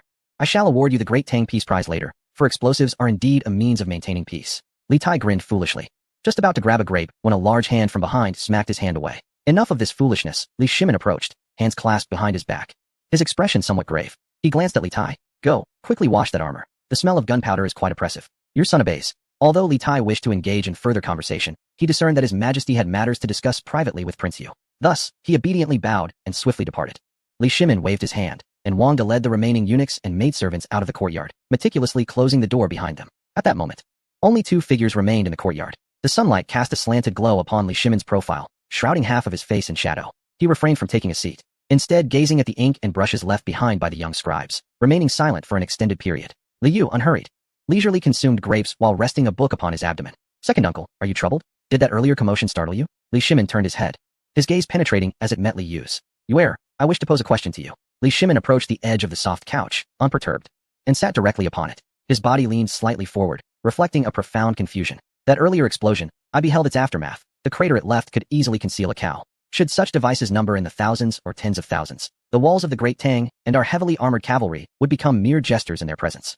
In the future Great Tang, as we embark on this so-called industrial revolution, I ponder, Will our primary strength still lie with the agrarian farmers? Or will it shift to the laborers within factories? Li Shimin's voice dwindled to a whisper. I speculate that if such a day were to dawn, it might be a century or two hence, when the laborers of the world wield such catastrophic powers, when they grasp the essence of knowledge and cease to revere ghosts and gods, nor the mandate of heaven. What then is the necessity for this royal house? For the son of the Li family? In the past, I could maintain my reign due to the presence of the Xuanjia army and the might of my sword, while the populace possessed only their plows. Yet, if the common folk were to possess thunderous weapons, or even more formidable ones, Li Shimin fixed his gaze upon Li Yu, his phoenix-like eyes betraying a flicker of fear. Is it not destined for the great Tang to meet its demise? This was the instinct of an emperor among the ages. He keenly sensed the gunpowder-laden winds that could obliterate the feudal imperial system behind the Industrial Revolution. His apprehension was not directed towards enemies, but rather towards the very power he had unleashed. Li Yu straightened his posture, abandoning his previously carefree demeanor. He recognized the gravity of the moment. It was a matter of life and death, a test of wisdom. Should he fail to respond adequately, Li Shimin might extinguish the spark of the Industrial Revolution without hesitation, all for the preservation of the Li family's legacy. Conversely, if he succeeded in his response, the great Tang would soar towards the stars and the vast oceans. Second uncle, your concerns are not unfounded. Li Yu gazed into Li Shimin's eyes and spoke slowly. The Industrial Revolution will indeed facilitate the decentralization of power. Yet this does not guarantee the demise of imperial authority. Allow me to pose a question. Do you recall who governed the Shu Han after the passing of Emperor Liu Bei at Baidi City? Li Shimin instinctively replied. Naturally, it was Zhuge Wuhou. The heir Lu Shan was ineffectual, and Zhuge Liang assumed command of both military and civil affairs. Precisely, Li Yu nodded. At that time, Zhuge Liang wielded immense authority, his prestige unmatched. It can be said that during that period, the Shu Han was essentially under the dominion of Zhuge Liang, with Lu Shan merely a figurehead. However, Li Yu's voice suddenly rose, carrying a penetrating quality of gentle persuasion. Let us hypothesize. If Zhuge Liang's northern expedition had indeed succeeded, if he had penetrated Chang'an, vanquished Qiao Wei, and unified the realm, do you think he would have declared himself emperor? Or would the world have taken on the surname of Zhuge? Li Shimin furrowed his brow, lost in contemplation for a moment. As a seasoned politician, he was acutely aware of the intricacies involved. He began to mentally simulate that scenario. Zhuge Liang, armed with extraordinary achievements and commanding the military of the realm, while Lu Shan remained the incapable figure he was. After a long pause, Li Shimin shook his head, his tone resolute. No, it would not be possible. Why? Li Yu pressed on. Is it due to Zhuge Liang's loyalty? How much is loyalty worth? It is not merely loyalty, Li Shimin replied slowly, his gaze gradually sharpening as if he had grasped a crucial insight. It is because the mandate of heaven rests with Lu. Li Yu smiled, recognizing that Li Shimin had grasped the essence of the matter, and continued to guide the conversation. What do you mean by the mandate of heaven resting with Lu? Li Shimin rose, pacing the hall with hands clasped behind his back, his thoughts becoming increasingly lucid. Even if Lu Shan were utterly inept, he is still the bloodline of Liu Bang, the founder of the Han dynasty. He embodies the legacy of 4 centuries of benevolence from the Han, and the hearts of the people are aligned with the Han. Recognizing the name Liu rather than any individual, Zhuge Kongming, throughout his life, was characterized by caution and profoundly influenced by Confucian ideals of loyalty and righteousness. More importantly, the character Han has become a faith for the populace, representing the rightful lineage of the Han dynasty. Should Zhuge Liang dare to usurp the throne, even with his unparalleled achievements, he would instantly be branded a treacherous rebel, condemned by the world. Therefore, even if the actual sovereign were not of the Liu surname, and even if power fell into the hands of feudal lords, as long as that nominal title persists, the Liu name remains the de facto emperor. Crucially, from the moment Liu Bang slew the White Serpent and initiated the uprising to establish the Great Han, the Liu family was regarded as heroes. Later, when Wang Mang usurped the Han and chaos ensued, what followed? The emergence of Emperor Guangwu of Han, Liu Xiao, who reclaimed the throne, signifying a revival. At that time, the Liu family was seen as saviors. Subsequently, during the late Eastern Han period, as the realm divided into 3 kingdoms, when Xiao Pai usurped the Han and the Han lineage perished, yet again emerged Liu Bei, the emperor of Zhao Lai, who steadfastly preserved the Han lineage in the southwest and ultimately restored the Han dynasty. Each of these events, when viewed collectively, prompted Li Shimin to halt his steps and turn to Li Yu. What sentiment does this evoke among the people? This signifies that the Liu dynasty is indestructible and cannot be toppled. Each time it approaches annihilation, heaven sends divine beings to rescue the Liu dynasty. This is the mandate of heaven resting with Liu. In this shared understanding, whether among the common folk or the scholars, the name Liu has become a belief, a totem, even more significant than the emperor himself. Thus, no matter how formidable Zhuge Liang may be, no matter how monumental his contributions, he can only serve as a powerful minister. Akin to the Duke of Zhou, should he dare to usurp the throne, it would be tantamount to defying the heavens. The populace would reject him, as would the generals under his command. For in their hearts, they believe that the Liu family is favored by divine providence, and those who attempt to overthrow the Liu shall meet a grim fate. Snap! Li Yu snapped his fingers, a brilliant smile illuminating his face. Indeed, such is the wisdom of my esteemed uncle, the illustrious Tang Taizong. He grasped the essence with but a single notion. Li Yu rose in exuberance. Uncle, this is the answer I wish to present to you. The concept of the harmonious republic, or what one might refer to as the cultural totem. You fear that the workers, once empowered, might overthrow the emperor? Indeed, if the emperor insists on competing with the workers for their sustenance, if he meddles in matters that pertain to the lives of the common folk while exploiting them, he shall undoubtedly face rebellion. However, what if the royal family were to elevate themselves, akin to the Liu lineage? Liu approached Li Shimin, crouching to meet his gaze, transforming from rulers of power into guardians of civilization. The emperors of the Li family would no longer be burdened with mundane concerns of daily sustenance, nor would they bear the brunt of public ire. Such matters would be entrusted to the state council and the chancellor, should they succeed. It would reflect the emperor's wisdom and benevolence. Should they falter, it would merely be a sign of the chancellor's incompetence, easily remedied by a change of leadership. What would be the responsibility of the Li emperors? They would serve as the spiritual fathers of all subjects of the Tang. Whether in Chang'an or across distant lands such as America and Australia, the Li family symbolizes the glory of the Tang, the essence of Huaxia civilization, and the utmost faith of the military. Just as Zhuge Liang, regardless of his prowess, must bow to Liu Shan, even a millennium hence. Should the workers wield powers more formidable than thunder, such as nuclear weapons, they would still require a common denominator to unite them. That commonality is the Li Tang dynasty. As long as the Li family aligns with the tides of change and willingly relinquishes administrative powers while firmly retaining the rights to honor and interpretation. Liu gestured to the heavens and then to the earth. Then, the Tang shall become an empire where the sun never sets. And the Li family shall reign as the eternal sovereigns of this world. Uncle, do you wish to be a stagnant landlord, clinging to a dilapidated estate, ultimately ruined by unworthy descendants? Or do you aspire to be the herald of a new human epoch, ensuring that the lineage of the Li family spreads across the globe? With future generations venerating you as a civilizational progenitor? Li Shimin felt a surge of emotions, his scalp tingling with excitement. He had initially perceived a dead end. Yet Li Yu's words unveiled a radiant path before him. Not only would he be spared the threat of overthrow, but he could also achieve lasting legacy. He would no longer be burdened with the relentless toil of governance, but instead, bask in the reverence of the people. Excellent, excellent, excellent, Li Shimin exclaimed thrice, rising in excitement and grasping Li Yu's arm. Your words are truly enlightening. Just moments ago, I pondered how to guard against the populace. Now it seems I have been narrow-minded. My perspective pales in comparison to that of one from the future. Oh, uncle, you flatter me, Li Yu quickly countered, embracing the moment of mutual admiration. I stand upon the shoulders of over 1,000 years of knowledge to engage in this dialogue with you. You are the stabilizing force of the Tang. Laughter erupted from Li Shimin, dispelling the earlier gloom. As he regarded his nephew, he found himself increasingly captivated, realizing he could not let this opportunity slip away. Such talents, if not completely bound to the chariot of the Li family, would find it difficult to rest even in slumber. Since he can guide the Li family, what if one day he becomes displeased and chooses to direct his efforts elsewhere? Suddenly, Li Shimin's laughter ceased. His cunning, fox-like eyes narrowed slightly as he scrutinized Li Yu from head to toe. In his gaze, the usual warmth was replaced by a cold, calculating demeanor befitting an emperor. Yet, this chill vanished in an instant, giving way to a gentler expression.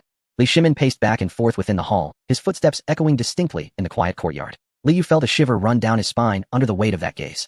Second uncle, what are you pondering? Li Yu ventured cautiously. Li Shimin halted, turned around, and revealed a smile laden with significance. Where, might it be time to discuss your lifelong affair? An alarm bell rang loudly in Li Yu's mind. Second uncle, we are discussing politics. How did we suddenly shift to personal matters? You know my health is poor. I am afflicted with a grave illness. Spare me this.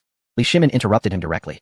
I see you are as robust as an ox. You could easily live another 50 years. With a grand gesture, he dismissed any chance for Li Yu to retort. I have decided. I shall arrange your marriage. The women of the Great Tang are yours to choose from. Whether daughters of nobility or ladies from esteemed families, whomever you fancy, I will issue a decree to grant you marriage. Li Yu was taken aback. He gazed at Li Shimin's face, which brooked no argument, and suddenly comprehended the situation. He opened his mouth to protest, but found himself at a loss for words. For Li Shimin was not invoking his imperial authority. He was instead appealing to his role as an uncle. This was the most challenging predicament of all. Second uncle, what are you? Li Yu let out a bitter laugh, swallowing the rest of his words. This is a royal edict. Li Shimin leaned closer, an air of cunning enveloping his tone. In a few days, I shall issue the decree. Should you dare to flee, I will have Qin Kai bring that explosive canister to your bedside for daily experiments. With that, Li Shimin laughed heartily and departed, leaving Li Yu standing alone, bewildered in the wind. Li Yu watched the retreating figure of Li Shimin and then glanced at the empty blanket beside him, where Li Ji and the little prince had once slept. He suddenly realized that his uncle, that old fox, had orchestrated everything from the very beginning, sending the children away with a calculated intent. He had played the emperor's heart to perfection, saying nothing yet doing everything. Li Yu collapsed onto the soft couch, gazing at the azure sky of Chang'an, pondering the steep price of this arrangement. Yet, whom should he ultimately choose for a wife? Chapter 131. Idle to the point of restlessness since the political lessons at Lingyan Pavilion concluded. Although the blueprint for the imperial design of the Great Tang had been drawn with fervor, the essence of those words, when put into practice, ultimately returned to the most fundamental concept, sustenance, or rather, productivity. Just like a donkey turning a millstone. Even if you adorn it with a golden bell of the Industrial Revolution, it cannot suddenly achieve the speed of a Ferrari within a single day. Although Li Yu has brought seeds of pumpkins, peppers, and tomatoes, hastening to deliver them alongside the first batch of cotton seeds to the humid fields of Izhou for trial cultivation. The extensive dissemination of these crops is still contingent upon the whims of nature, given the current infrastructural limitations of the Tang dynasty. This is particularly true for cotton, a strategic resource of the future and a pivotal element of the textile revolution. However, His Majesty, the Second Phoenix, finds himself in a predicament. For the regions of the Western Territories most suitable for cotton cultivation are currently in disarray. The western neighbor, Tuyahan, is poised for action, obstructing the vital Silk Road, thereby relegating the Tang's cotton strategy to a temporary compromise within the Guangzhou Plain and the Sichuan Basin. In light of this situation, the Li Tang royal family swiftly reached a consensus. Prince Wei, Li Tai, once a frivolous poet enamored with the pleasures of life, has sequestered himself in the Military Research Institute for 5 consecutive days, striving to devise a rapid-fire iron crossbow. He has immersed himself with several master artisans from the Bureau of Armaments, and it is said he now bears an odor worse than that of a pigsty after 3 years, causing even the mice to scurry away from his presence. Yet, he remains undeterred, even emitting primal cries of triumph in the dead of night over minor successes. Crown Prince Li Chengxian, though still confined to a wheelchair, exhibits remarkable vigor.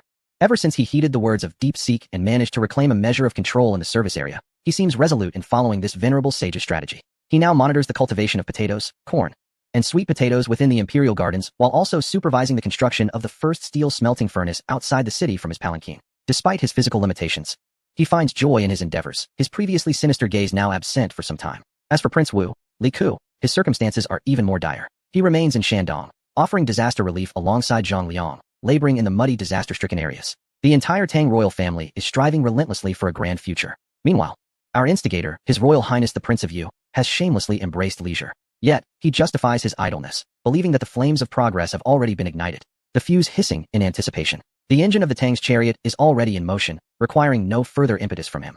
He need only occasionally toss out some documents and make slight adjustments to the course. Indeed, he now enjoys a lifestyle more imperial than even Li Shimin himself. Whatever delicacies he desires, even if the chefs in the imperial kitchen are unfamiliar with the names of the dishes, a mere description from Li Yu will suffice. The culinary experts will replicate it within half an hour. This tranquility starkly contrasts with the undercurrents of unrest currently brewing in Chang'an. For the common folk of the 108 wards of Chang'an, the changes brought by the legendary Prince of Yu, seemingly descended from the heavens, remain mere topics of conversation at mealtimes. Life continues as usual. The sun rises in the east as it always has. The dancing of the courtesans in the western market still entices the wealthy to squander their fortunes, and the clamorous cries of vendors in the eastern market never cease. The only disturbance, it seems, was the misfortune that befell the Duke of Lu's household, where a yellow cow met its untimely demise today, succumbing to its own melancholy. It is rumored that General Cheng, having listened to His Royal Highness the Prince of Yu's enticing description of beef hot pot the previous night, was seized by a sudden craving, prompting the cow to understand its duty and die. The magistrate of Wanyan County in Chang'an had long turned a blind eye to such matters. Yet, the autumn heat of the 8th year of the Jingguan era continued to wreak havoc. The cicadas chirped incessantly, their cries hoarse, while the air was thick with the acrid scent of dust being scorched, creating an oppressive atmosphere that made breathing laborious. Within the side hall of the Hall of Heavenly Blessing, several large bronze, iced basins emitted wisps of pale vapor. This once inexpensive method of physical cooling now stood as a supreme symbol of power in the Tang dynasty. Li Yu lay languidly at the center of it all, surrounded by a group of eunuchs fervently transcribing documents. His expensive silk robe, crafted from shoe brocade, hung loosely on him, the collar wide open, with limbs sprawled unceremoniously. Most notably, he lay upon an exquisite couch, not an ordinary soft bed, but a royal couch intricately carved from Wangwali wood, adorned with dragon motifs, a resting place utilized by the current sage, Emperor Li Shimin, when he grew weary of reviewing memorials. Typically, even the most favored Li Tai would only dare perch half a backside on a nearby stool. Yet now, Li Yu not only reclined freely but did so with an air of entitlement, even dismissing the bright yellow cushion as too firm, kicking it into a corner with disdain.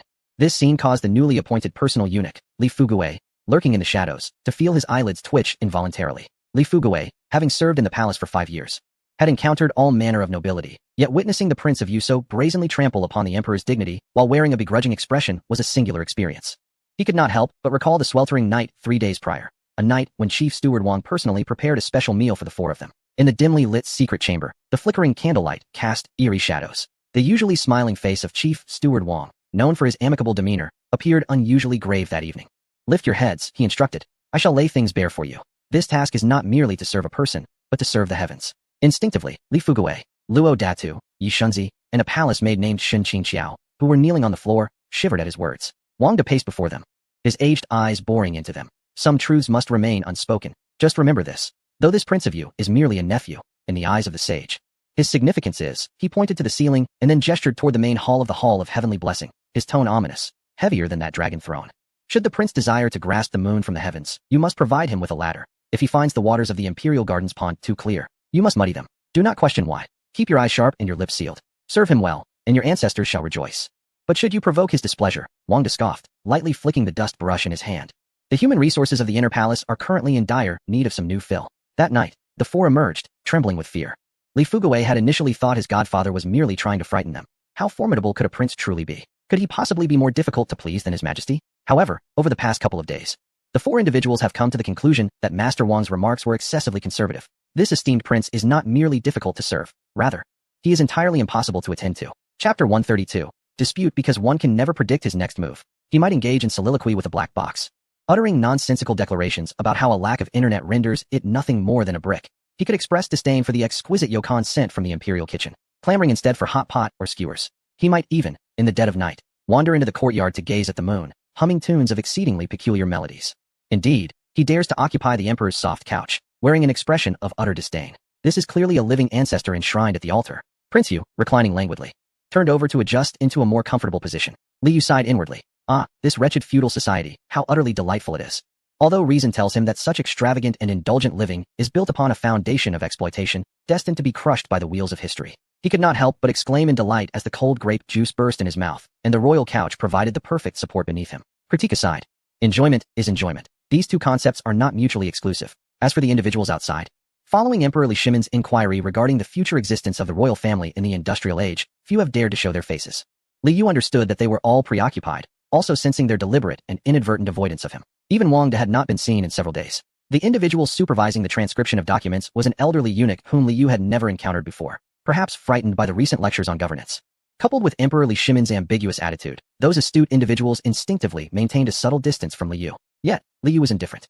He had come to the Tang dynasty not to engage in power struggles, but to preserve his life. The countdown of his lifespan on the system panel was ever visible. As long as he attained the trust of the Tang people, he would survive. Whether they chose to evade or fear him mattered little, as long as it did not hinder his data collection. This cold indifference, in fact, afforded him a leisurely respite, freeing him from the burdensome court rituals and the scheming of those aged foxes. As long as he could live, even if as a mere mascot to be enshrined, he would accept it. However, Li Yu's gaze grew somewhat vacant as he peered through the window towards the azure sky. Was this existence not a touch too plain?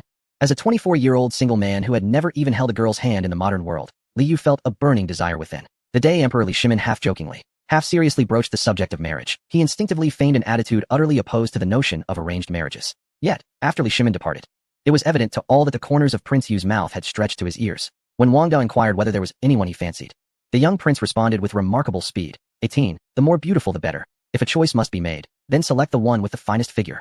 Even Wang, the great steward, who had witnessed much in his lifetime, was taken aback by the shamelessness of a modern-day virgin, laughing and shaking his head as he returned to report. However, Li Yu remained indifferent to such matters. He found himself eagerly anticipating the bride that the Tang government was to bestow upon him. Yet, 4 or 5 days had already elapsed. His rather inconsiderate uncle must have only absorbed the first half of his rejection of an arranged marriage, conveniently forgetting the latter half, where he expressed a desire for a beautiful wife, right? Li Yu's heart felt as though it were besieged by 25 mice, gnawing incessantly at his insides. He genuinely longed for romance, yearning for a serendipitous encounter amidst the splendor of the Tang era, even in the absence of free love. Receiving a delicate and well-educated young lady for mere conversation would be utterly delightful, but he could not voice these sentiments. After all, his persona had been crafted as a time traveler with foresight, a sage who grasped the truths of existence. If he were to chase after the emperor, beseeching his uncle for a bride, his lofty image would be utterly tarnished. Who could comprehend the torment of maintaining such a facade? Li Yu felt a surge of irritation.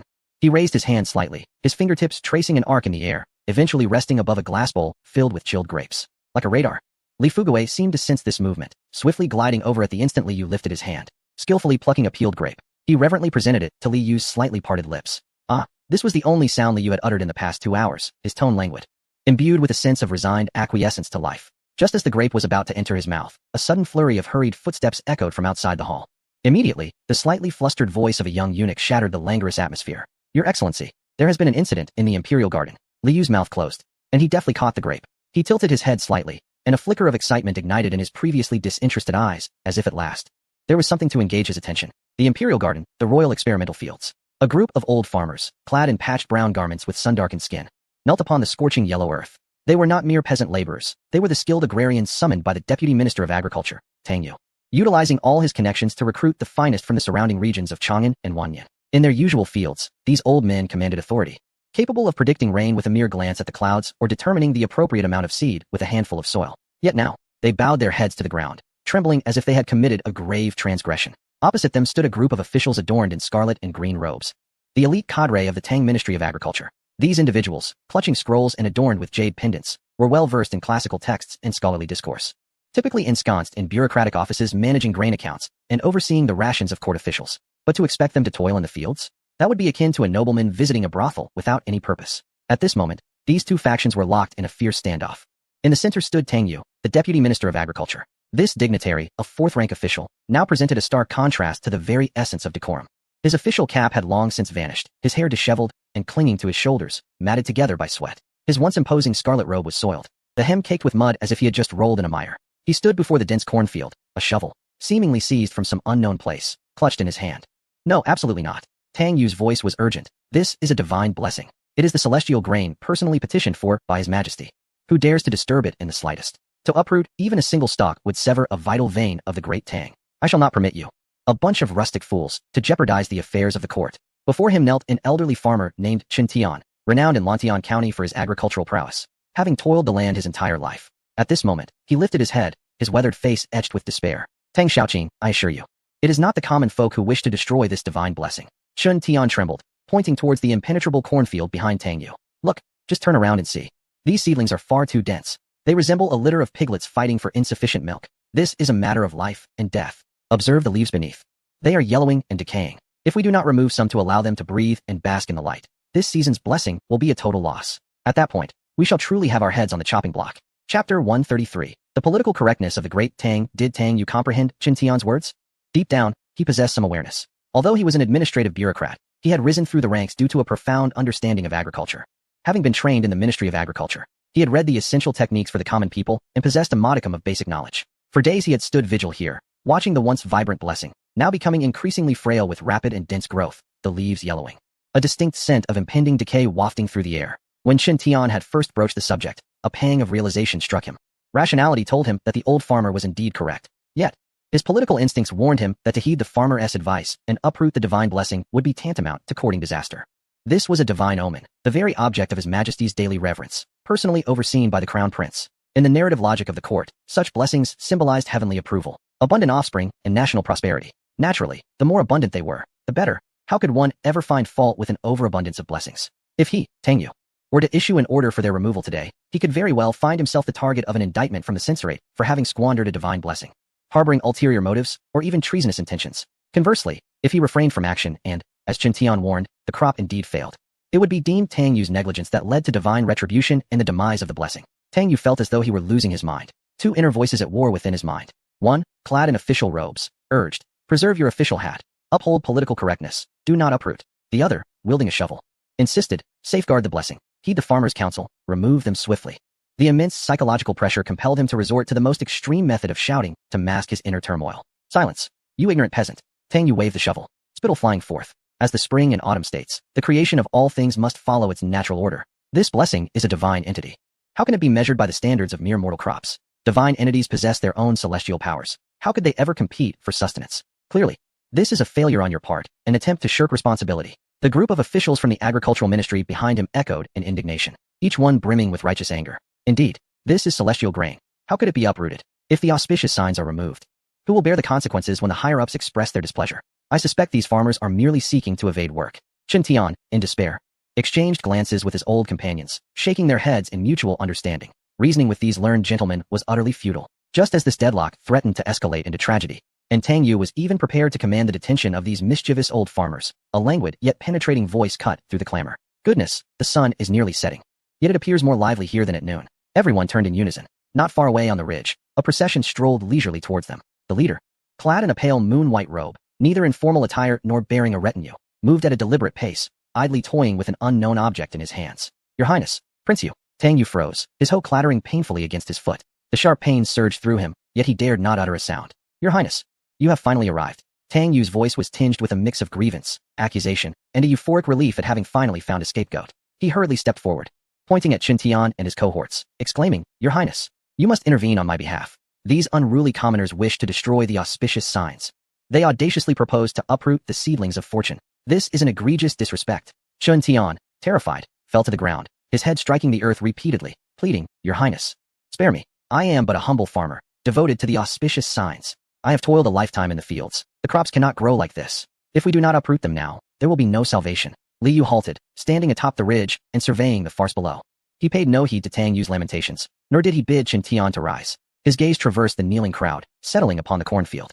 It was indeed overly dense. This exemplified the classic case of good intentions leading to poor outcomes. Those unversed in the craft mistakenly believed that density equated to quality, resulting in severe competition for sunlight. Li Yu advanced, positioning himself before Tang Yu, refraining from immediate commentary as he plucked a dry blade of grass from Tang Yu's shoulder. Young Master Tang, Li Yu toyed with the dried grass, a playful tone in his voice.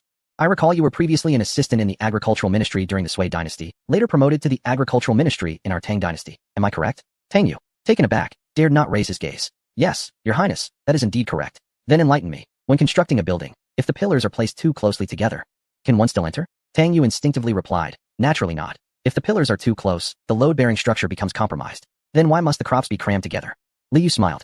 Has the auspicious sign developed sentience and mastered the art of contortion? Furthermore, given your esteemed background as a former assistant in the Sui dynasty and your subsequent rise to the position of deputy minister in the Tang dynasty, surely you possess some genuine expertise in this matter. Is it true that you do not comprehend the agricultural concerns at hand? Tang Yu opened his mouth, only to be rendered speechless, for he understood the principle, yet dared not acknowledge it. Li Yu observed the strained expression on Tang Yu's face, and his heart was as clear as a mirror. He feared the burden of responsibility. In this era, the bureaucratic malaise is such that it is preferable to do nothing than to risk making a mistake, particularly regarding matters of auspiciousness, which are politically fraught. Enough of this self-pity. There is no shame in seeking clarity. Li Yu turned around and retrieved several sheets of A4 paper from his ample sleeves. Tang Yu, I know what you were thinking. You believe the old farmer is correct, yet you hesitate to act, fearing that His Majesty might take your head or the censorate chastise you for jeopardizing auspiciousness. Am I right? With his innermost thoughts laid bare, Tang Yu lowered his head even further in tacit agreement. Therefore, I have brought you a talisman. With a flick of his wrist, the sheets of paper unfurled in the afternoon sunlight, appearing as white as snow. Throughout his life, he had seen paper of all kinds, whether rice paper or hemp paper, all yellowed and softened with age. Yet these sheets were strikingly bright, glaringly pure. What left him breathless was the content upon them, dense with countless black square characters, perfectly aligned. Each letter measured to precision as if by a ruler. Accompanying the text were meticulously detailed diagrams, illustrating the very corn before them, how the roots extend, how the leaves unfurl, even how light casts its rays, all rendered with clarity. This was the printed high-yield crop cultivation guidelines, DeepSeek generated version. Take it, Li Yu declared, slapping the A4 sheets against Tang Yu's sweat-soaked chest. Look at the diagram on the second page. Tang Yu, flustered, clutched the sheets of what felt like celestial scripture, his hands trembling. Although he struggled to decipher the square characters, the diagrams were unmistakable. The left side depicted densely planted corn, overshadowing one another, roots entangled, resulting in minuscule, insignificant yields marked with a large red cross. The right side showcased sparsely planted corn, each plant basking in sunlight, roots robust, producing large, bountiful ears, marked with a prominent green check. The contrast was strikingly intuitive, so clear that no textual explanation was necessary to shatter his preconceived political notions regarding the untouchability of auspiciousness. Li Yu's voice took on a grave tone. Tang Yu, remember this. All things in this world adhere to reason. Even auspiciousness requires water and sunlight. If you confine them in a cage to nurture your own agenda, you are ultimately harming auspiciousness. What is inscribed on this paper is the way of auspiciousness, the decree of heaven. Now, I ask you, do you believe in rigid, unyielding doctrines, or in this tangible scripture that you hold in your hands? Chapter 134, His Royal Highness, the Prince of Yu, was already ablaze with fervor. Tang Yu raised his head, the fear in his eyes having vanished. He no longer bore the burden of blame. With the celestial scripture before him, it was evident that the will of heaven demanded action. Who would dare speak otherwise? I, your humble servant, believe in the scripture. I believe in your highness. Tang Yu held the A4 paper as if it were a sacred edict, for the wisdom contained within it resonated with the grand principles of heaven and earth. The concept of survival of the fittest revealed that his previous insistence had, in fact, been contrary to the celestial order. He swiftly devised a perfect excuse for himself. It was not a matter of my incompetence. Rather, I had not yet comprehended the heavenly secrets. Now that His Highness has bestowed upon me this divine insight, I must naturally align myself with the will of heaven. Li Yu observed Tang Yu's sudden enlightenment. Suppressing a smile, this fellow was remarkably quick to react. Since he had accepted this truth, why linger in hesitation? Li Yu turned towards the kneeling Chen Tian, saying, Old man, rise. From this moment forth, you shall dictate the tasks in the field. According to the heavenly manuscript, retain one plant for every 3, favor the strong, and transplant the remaining seedlings to new soil. Chen Tian was momentarily taken aback. He gazed at the youthful prince and then at the devoutly reverent Tang Yu, suddenly sensing a profound radiance emanating from the Prince of Yu. It was the light of a living bodhisattva. Commoner obeys, he exclaimed. I shall attend to it at once. Chen Tian bowed his head, sprang to his feet, and called out to the farmers behind him, elders and young ones. Let us get to work. Follow the prince's instructions. Pull them up. The crisp sound of tender stalks being snapped echoed across the fields. Tang Yu rushed over, pointing at a slightly yellowing seedling while gesturing at the A4 paper, exclaiming, This one is unfit. The manuscript states that such appearances signify a failing plant. Uproot it.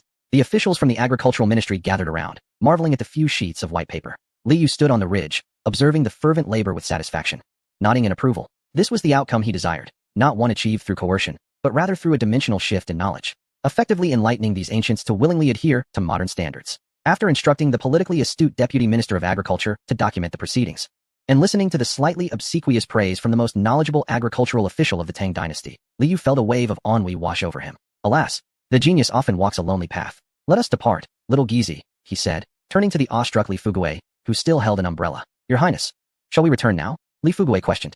Feeling that this scene was rather surreal, was a few sheets of paper truly sufficient to resolve a matter that could cost one their head? Why stay? To be devoured by mosquitoes? Li Yu stretched lazily, resuming his nonchalant demeanor. Remember, if a problem can be solved with paper, refrain from speaking.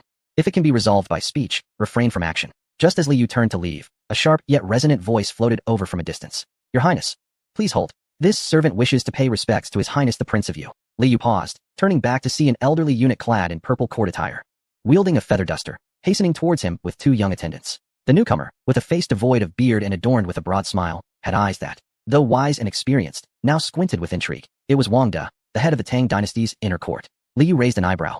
This old fellow had been absent for days. What brought him to the Forbidden Garden in search of him today? Wang De approached rapidly, performing a deep bow with utmost propriety. Master Wang, what brings you, a busy man, here today? Li Yu remarked with a smile that was both amused and ironic. Could it be that my second uncle has encountered yet another dilemma and thought of me, the idle one cast aside? Who is Wang De? He is a cunning old fox, adept at navigating the intrigues of the palace, with ears sharp enough to discern the slightest whispers of the wind. Upon hearing Li Yu's words, he immediately bent lower, his face contorting into a mask of feigned terror mixed with familiarity. Oh dear, Your Highness. You truly overwhelm this old servant. Wang De lifted his head, his eyes reflecting a playful reproach. It has only been a few days since we last met. How is it that Your Highness has grown distant from this old servant? Ah, Wang De, have you learned to turn the tables? Li Yu retorted, his irritation giving way to amusement as he stepped closer, pointing an accusatory finger at Wang De. It is plainly evident that you and your cohort have been deliberately avoiding me, as if I were a plague. Is it because the Emperor's inquiries regarding me have yet to be acted upon, that you fear the consequences might spill over onto you? My dear prince, what an egregious misunderstanding. Wang De exclaimed, slapping his thigh in mock despair. It is not as you surmise. Rather, we have simply been overwhelmed with duties. The noble patrons are numerous, and the sage is utterly swamped. For us servants, merely delivering edicts has left us quite worn. We are not avoiding you at all. I would not dare to distance myself from Your Highness, even if granted 100 lives. Li Yu paid little heed to his explanations. Knowing well that the ancients took time to digest new matters, he had merely seized the moment to vent his frustrations. Enough of the theatrics, he interjected, raising a hand. Now, tell me, old Wang, what business does His Majesty have with me this time? Upon noticing Li Yu's demeanor soften, Wang De swiftly abandoned his act of grievance, replacing it with a conspiratorial smile. He glanced around to ensure the officials from the Department of Agriculture were at a safe distance before stepping closer to Li Yu. Your Highness, the matter discussed with you previously by His Majesty has made progress, he began. What matter? Li Yu responded, momentarily perplexed. Those young ladies we sought for you. Wang De elucidated, his eyes sparkling with mischief. Really? Li Yu's eyes widened with excitement. Indeed, Wang De affirmed, flicking his feather duster with a flourish, momentarily regaining the air of a high-ranking eunuch. His Majesty has arranged for you to visit the Tay Pool, where the lotus flowers are in full bloom. It is said that a few cups of fine tea await you at the Tay Pavilion, alongside several young ladies from noble families who will be engaging in a poetic contest. You are invited to enjoy the scenery and unwind. It promises to be a splendid sight. Li Yu's demeanor shifted dramatically. A contest of poetry? This is akin to the Tang dynasty's version of If You Are the One. His mind raced back to that day when he had expressed a desire for ladies of exquisite beauty and fine figures. By heavens, my second uncle's efficiency is remarkable. This is precisely why I hold him in such high regard. Suppressing a smile, he cleared his throat, feigning nonchalance as he adjusted his sleeves, adopting an air of reluctant acceptance. Since it is my second uncle's gracious invitation, I shall not decline. As he spoke, Li Yu clasped his hands behind his back, his steps noticeably lighter than before, his silhouette exuding an air of exuberance akin to a spring breeze as he strode forward. Old Wang, lead the way. I am eager to see just how white, or rather, how red, the lotus flowers in Tay Pool truly are. Wang De observed the impatience radiating from Li Yu's figure, his smile widening as he hurried to keep pace. Your Highness, please slow down. This old servant shall guide you forthwith. Chapter 135. A classic scene. Li Yu followed closely behind Wang De, yet his gaze was fixed upon the freshly turned soil beneath his feet. This was Tay Pool. Historical records mention only briefly that in the 8th year of the Jingguan era, Emperor Taizong ordered the expansion of the pool for the sake of the retired Emperor Li Yuan during the summer. He commanded the excavation of ponds and the creation of hills to symbolize the distant Penglai of the Eastern Sea. Standing at the corner of the corridor, Li Yu surveyed the expansive waters. Amidst the shimmering waves, a grand artificial island rose majestically. This was the fabled Penglai Mountain. On the island, pavilions and towers appeared to emerge, their sweeping eaves extending like the wings of birds, while a white marble bridge sprawled across the water like a vibrant rainbow. The bridge connected the two shores, presenting a truly breathtaking scene, one that even surpassed many five-star attractions of later generations. However, Li Yu's gaze penetrated beyond the ornate structures. As an architect, he could readily estimate the monumental efforts behind such an undertaking. The waters were drawn from the Longsho Canal, and to maintain the water level, a complex underground drainage system had to be constructed. The amount of earth required to create Penglai Island alone would necessitate the relentless labor of at least 100,000 workers for over half a year. Although much of the project was nearing completion, he could still see numerous bare-chested laborers tirelessly digging in the distance. Li Yu halted, his brow furrowing deeply. The saying "what pleases those above" results in the withering of countless bones below echoed in his mind. Even during the flourishing Jingguan era, the underlying tone remained one of heavy corvée labor.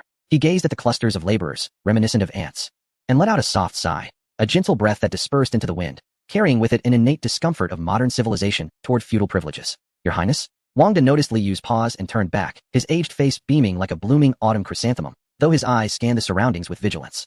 "Do you find the scenery too extravagant, Your Highness?" he inquired, lowering his voice with a hint of reassurance. His Majesty intended this for the health of the retired emperor. Penglai Island symbolizes longevity and is a testament to His Majesty's filial piety. "Please, do not mention this matter when you enter." Li Yu withdrew his gaze, a slight smirk playing on his lips. Filial piety, indeed, a grand display of it. "I shall remain discreet. I understand the decorum." He chose not to dwell on the topic further and instead asked, "Old Wang, enlighten me. What is the prevailing sentiment ahead?" Wang De leaned in closer. "Your Highness, today's winds bear a certain softness." "Softness?" Li Yu mused, a gentle breeze, yet concealing sharp thorns. Wang De gestured toward the main pavilion on Penglai Island. "The esteemed gentlemen from the Qinghe Chui family, the Taiyuan Wang family, and the Fanyang Lu family have all arrived, along with Lord Yu Shernan, who has also been summoned by His Majesty." The old servant had just gone to serve tea and overheard a conversation. The distinguished gentleman seemed to exhibit a certain understanding towards the unexpectedly emerged prince. "Understanding?" Li Yu raised an eyebrow. "What do they understand about me?" "They comprehend your expertise." Wang De replied with a wry smile. "They say you are revered among the common folk as a living deity, proficient in the arts of alchemy and blessings. Such knowledge belongs to the esoteric realms. As for the mundane pursuits of poetry, literature, and music, it is only natural that you, as a practitioner of the Tao, may not be well versed in them. They do not hold it against you." Upon hearing this, Li Yu, instead of being angered, broke into a smile. "This tactic is quite clever. Since I am an outsider, I naturally do not merit involvement in their lofty literary affairs. This is a subtle approach to gracefully extricate me from the elegant gathering at the Tay Pool. Your Highness is astute," Wang decided. "They aim to elevate you. Should you fail to compose poetry, they will declare that indeed, you are a transcendent being, above such trivialities." Quite intriguing. Li Yu adjusted his flowing white silk robe and straightened the jade hairpin atop his head. "Today, I shall demonstrate to them what it means to embody the principle of Tao in harmony with nature." The Tay Pavilion, perched atop the highest point of Penglai Island, was now adorned with exquisite decorations. A massive screen artfully divided the interior space. On the left side, beaded curtains hung low, revealing the silhouettes of numerous noble ladies. Their round fans gently swayed, dispersing fragrant breezes. To the right was a spacious seating area, filled with the most distinguished young gentlemen of Chang'an. Each one donned elegant caps and flowing robes, sitting with impeccable posture. On the tables before them, delicate tea and fruit delicacies were arranged. Though the atmosphere was not boisterous, it was imbued with the reserve and pride characteristic of noble science. At the head of the table, Li Shimin wore a robe of purple and gold, eschewing a heavy crown for a soft cap instead. He was smiling and engaged in conversation with Empress Changsun, who had recently recovered from illness and appeared radiant. Her complexion akin to peach blossoms, adorned in a pale golden skirt that accentuated her regal elegance. Her gaze occasionally drifted towards the entrance, revealing an unmistakable anticipation. Seated below them were Fang Xianling and Wei Zheng, along with an unfamiliar scholar, the renowned literary figure Yu Shernan, specially invited from the Tang dynasty. Fang Xianling maintained his composure, while Wei Zheng, with a piece of mung bean cake in hand, cast a sly glance to the right. "Look at that young man from the Chui family. His aura of hostility is directed towards our Prince Yu," he remarked. Fang Xianling replied calmly. "The families from Hudong prioritize purity. In their eyes, our prince is merely sediment in their pristine waters. They intend to filter out the impurities." Wei Zheng sneered, stuffing the mung bean cake into his mouth. "Once the net breaks and the fish escapes, I shall relish their downfall." Just then, Wang De's distinctive voice pierced through the clamor, resonating with clarity. "His Highness Prince Yu is here." The previously murmuring Tay Pavilion fell silent in an instant, all eyes converging like spotlights upon the entrance. Li Yu stepped inside. He did not adopt the airs of a prince. His demeanor was relaxed, and he walked with a light step, curiously surveying the surroundings. Upon catching sight of the enamel jar in Li Shimin's hand, he could not help but raise an eyebrow. He appeared as if he were wandering through his own back garden. To the refined signs of noble families, this was akin to a monkey donning a crown. Li Yu approached Li Shimin and Empress Changsun directly, performing a familial greeting. Though his movements were standard, they exuded an air of nonchalance. "Greetings, second uncle and aunt." Li Yu's voice rang out, warm and hearty. "Aunt, you look splendid today. It seems you have been taking the cheer-replenishing pills I provided you with." The mention of the pills immediately elicited a few muffled chuckles from the seats on the right. Indeed, he was a practitioner of alchemy, speaking of pills with such ease. However, Li Shimin seamlessly played along, bursting into laughter and standing up to grasp Li Yu's hand. You've taken them. Indeed, your medicine is miraculous. Ever since you presented your divine remedy, my ailment has improved day by day. Come, take a seat. Today is your aunt's celebration of recovery, and the credit belongs to you. This scene, characterized by the mutual affection between ruler and subject, only solidified the suspicions of Li Yu's influence over the emperor in the eyes of the aristocracy. Just as Li Yu was about to turn and find a place to sit, a clear and gentle voice interrupted him. Prince Yu, please wait. From the crowd, the eldest grandson of the Qinghe Chui clan, Chui Hao, stood up. Dressed in a pristine white robe and holding a scroll, he exuded an air of elegance, akin to a refined gentleman of the world. Yet, as he regarded Li Yu, his eyes held no respect, only feigned politeness. I am Chui Hao of Qinghe, he said, slightly bowing in a manner that was impeccably courteous. I have long heard of Prince Yu's esteemed name and learned that you have spent many years cultivating on Mount Zhongnan, deeply grasping the true essence of Taoist non-action. You must have little patience for these mundane formalities. Upon seeing you today, it appears you are indeed unrestrained. Li Yu blinked, adopting a naive expression. You flatter me, Master Chui. I am but a simple man, accustomed to mingling with craftsmen, and indeed, I am not well versed in the etiquette of the court. I apologize for any laughter I may have caused. In his display of humility, Chui Hao's disdain intensified, yet his smile grew more amiable. Your humility is unwarranted, for if you can cure the empress of her chronic ailment, you must possess great wisdom. Chui Hao stepped aside, pointing towards the blooming lotus flowers outside the pavilion, his voice ringing clear. Today is a day of great joy for the empress, and we have each composed a poem in her honor. Earlier, my brother composed a 5-character verse, and brother Lu crafted a 7-character one, which Lord Yu has also commented on, noting its resemblance to the style of the Wei and Jin dynasties. At this point, Chui Hao paused, looking sincerely at Li Yu. I wonder, does His Highness have a poem prepared for today? Before Li Yu could respond, Chui Hao waved his hand dismissively. Ah, how presumptuous of me. I had forgotten that your Highness is a transcendent figure, practicing the path of longevity and refining the elixirs to benefit the world. This poetry and lyrical composition are but mere trifles crafted by literati. Such mundane expressions, should your Highness engage in verse, would tarnish the purity of your Highness's noble heart.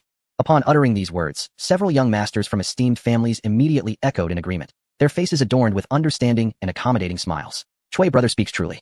Your Highness possesses celestial abilities, capable of exorcising spirits and concocting elixirs to save lives. This alone constitutes immense merit. How could we impose upon your Highness the mastery of trivial pursuits like weaving verses and indulging in moonlit musings? Your Highness need not feel burdened. Today, you may simply enjoy your tea. Allow us, the common folk, to take on the task of composing poetry for the celebration. If your Highness feels inclined, why not regale us with tales of the clouds upon Mount Zhongnan or the flames within the alchemical furnace? The atmosphere within the Tay Pavilion grew subtly charged. The noble women behind the beaded curtains ceased their whispers, their lingering hopes regarding the Prince of Yu dissipating upon hearing the considerate remarks of the young masters. It became evident that this prince was merely a man of the world, lacking in literary finesse. What a pity for such a handsome exterior. Li Yu stood at the center of the crowd, appearing isolated and at a loss. He scratched his head, his visage marked by discomfort and even a hint of embarrassment. Esteemed guests, I am quite sorry. Today is my aunt's celebratory feast, and everyone has contributed their verses, yet I, the prince, am unable to compose one, which reflects poorly on my sincerity. Your Highness is too humble, Chui Hao replied with a warm smile. True sincerity resides in the heart, not in verses. Your Highness has healed the empress. That is the greatest expression of sincerity. Turning to Yu Shernan, Chui Hao's voice bore a touch of regret, yet exuded generosity. As the ancients said, every length has its shortness and every inch its greatness. We cannot deem your Highness lacking in sincerity simply due to a lack of poetic skill. Would you not agree, esteemed Yu? Yu Shernan stroked his beard, casting a deep gaze at Chui Hao, then at Li Yu. He understood the underlying implications. This was a gesture to preserve the dignity of the royal family, while simultaneously delivering a veiled rebuke. Chui Gongzi's words hold merit. Yu Shernan spoke slowly, his voice aged and steady. Your Highness, should you truly be unprepared, let it be. Today is a day of joy.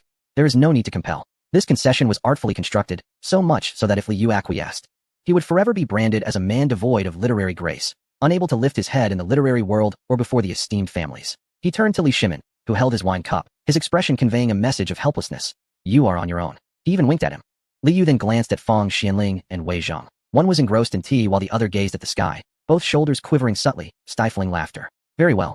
You all wish to see how this dilemma unfolds, do you? Li Yu sighed suddenly, lowering his head, his shoulders trembling as if suppressing something profound. Chui Gongzi, you speak truly. His voice was low, imbued with a hint of raspiness. Each profession has its own expertise, and I must confess that I am not well versed in your customs. The smile on Chui Hao's lips broadened, triumphant without bloodshed. Yet, Li Yu's tone shifted dramatically. He raised his head, locking eyes with Chui Hao and the group of self-satisfied young nobles, a cunning expression of strategy's success gracing his face. Although I may not grasp your rules, I am well aware of what constitutes a congratulatory gesture. Your poetry is impeccable, meticulously crafted and ornate, but it lacks substance. Li Yu shook his head, a hint of unspoken regret in his voice. It is too light for my aunt. A hush fell over the crowd. Too light. Chui Hao's smile froze. Your Highness, what do you mean? Li Yu leisurely unfastened the cuff of his sleeve, rolling it up to reveal his sturdy forearm. This gesture bore an inexplicable sense of ritual and an unsettling pressure. Since you regard me as an outsider, I shall extend my congratulations to my aunt in an unconventional manner today. He abruptly turned to Wang De, who had long been standing by, and unleashed a thunderous roar that reverberated throughout the venue, infused with the resounding echoes of the glorious Tang dynasty. Old Wang, bring me the brush. The shout, tinged with 3 parts inebriation and 7 parts madness, sent the copper bells at the pavilion's corner ringing. Wang De's body acted faster than his mind. With a flick of his feather duster, 2 young attendants hurriedly brought forth a grand Zetan writing desk, upon which lay a long roll of Qingxin Tang paper, alongside a large Su inkstone, the ink as dark as night. Li Yu stepped forward to the desk, but did not take up the brush. Instead, he cast a scornful glance at the noble young men awaiting his folly. Cui Gongzi, Li Yu chuckled lightly. My calligraphy is akin to celestial script. Perhaps your mortal eyes cannot decipher it. Old Wang. Here, servant. Wang De hurriedly bowed. You shall write. Li Yu, hands clasped behind his back, chin slightly raised, exuded an air of unparalleled arrogance. I shall recite a line, and you shall write it. Understood. Wang De, fully trusting Li Yu at this moment, swiftly lifted the brush, saturating it with rich ink, readying himself. This entire display caused the countenances of Cui Hao and his companions to darken considerably. You lot are unworthy of my personal brushwork. This is a blatant humiliation. Listen closely. Li Yu turned around, his gaze sweeping over the crowd, landing squarely on the elevated platform where Li Shimin held the hand of Empress Changsun tightly, his eyes brimming with encouragement. This poem is for my second uncle, dedicated to my aunt. Li Yu's voice deepened, imbued with a sense of timelessness and profound emotion. The Han Emperor, enamored with beauty, yearned for a nation. Seeking for years without success, Wang De's wrist remained steady, the brush gliding across the paper with a soft rustling sound. The Han Emperor? Yu Shernan, who had been holding a teacup, murmured softly. Using the Han to symbolize the Tang begins with imperial familial matters. The young nobles exchanged glances, having anticipated some trivial verse from Li Yu. Unexpectedly, the opening was in the classical 7-character poetic form. However, Li Yu did not afford them a moment to react. The daughter of the Wei family has just blossomed, raised in a secluded chamber, unknown to the world, with innate beauty hard to forsake. One day chosen to be by the emperor's side. At this juncture, Li Yu paused abruptly. He gazed at Empress Changsun, though she had just recovered from a serious illness. Her regal demeanor and gentle, virtuous appearance remained in Li Shimin's eyes as the most exquisite sight in the realm. Suddenly, Li Yu raised his voice. With a glance and a smile, 100 charms arise. The beauty of the 6 palaces pales in comparison. Upon the utterance of this verse, the Tay Pavilion fell into a profound silence. Fang Xianling and Wei Zheng exchanged glances. Although they suspected that this poem might have been borrowed by Li Yu, their expressions betrayed a deep admiration. The beauty of the 6 palaces pales in comparison. Yu Shernan repeatedly savored these 7 words. It was truly a stroke of genius. These succinct 7 characters encapsulated not only the unparalleled grace of a woman, but also the emperor's exclusive affection. This was a portrayal of love, a reflection of the emperor's tender emotions that bind the world. Li Shimin regarded those lines, his eyes glistening with unshed tears. Being a ruler of both martial and literary prowess, he instantly grasped the poem's profound essence. His voice trembled slightly. What an exquisite line. The beauty of the 6 palaces pales in comparison. Those who understand me, like Prince Yu, truly grasp my sentiments. Guanyin maid.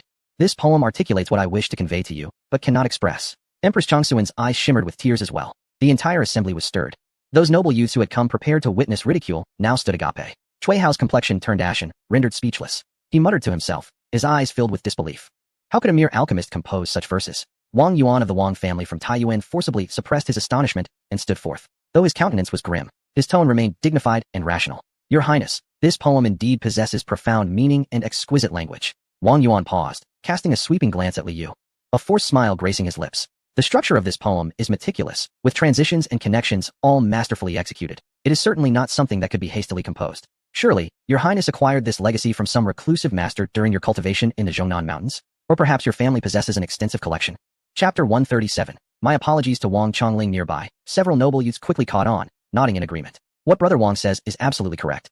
Since Your Highness is a man of the world beyond, you must have befriended many extraordinary individuals. To have received such a masterpiece is indeed your fortune. Indeed, such poetry can only be attained through years of dedication. Your Highness, being preoccupied with alchemy and construction, hardly has the leisure for such pursuits. Listening to these remarks, Li Yu laughed heartily, nearly to the point of tears. A legacy? A collection? This scene was strikingly familiar. He was well acquainted with this script.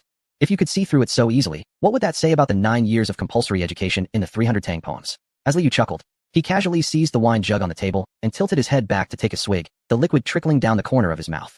The dampened lapel only enhanced his aura of untamed elegance. Oh, you lot, is it truly so difficult to acknowledge the superiority of others?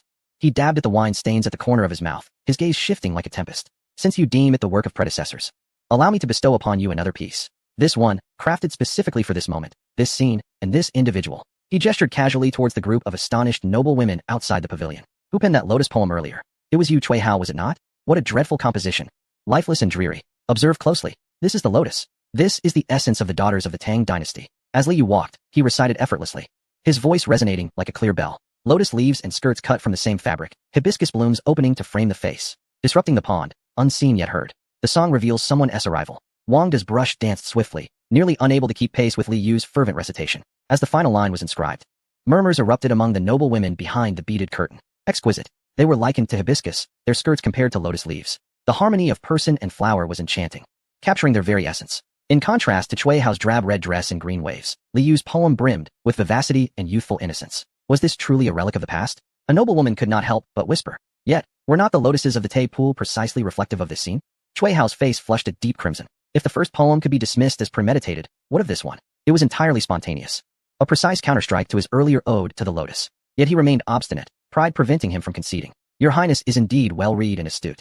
Chuihao forced the words out. This lotus-picking song is undoubtedly fitting for the occasion. Surely, Your Highness has exerted considerable effort for today's literary assembly? Still defiant, Li Yu regarded the group of elite nobles, visibly flustered yet clinging to their dignity, with barely concealed disdain. Sifting through, Li Yu shook his head. Clearly, without a more potent remedy, they would remain oblivious. Suddenly, he moved with purpose. This time, he did not approach the table nor glance at the young nobleman. Instead, he headed directly towards a secluded, tranquil corner. There sat a woman clad in a pale blue skirt, quietly radiating an ethereal glow. The surrounding clamor hushed as it approached her. The simplicity of her attire accentuated the breathtaking beauty of her visage. Her bone structure was exquisite, with a defined jawline that conveyed a unique blend of resilience and nobility. Her nose was elegantly arched, the tip slightly upturned. Most striking were her eyes, elongated and slightly raised at the corners, exuding a natural charm tempered by a cool depth. Two pools of icy springs reflected the opulence of the Tay pool, untouched by any trace of dust. Her delicate fingers, as slender as green onions, were deftly peeling grapes, showcasing a subtle blush akin to cherry blossoms. Untainted by any dye, she emanated a natural, lustrous sheen.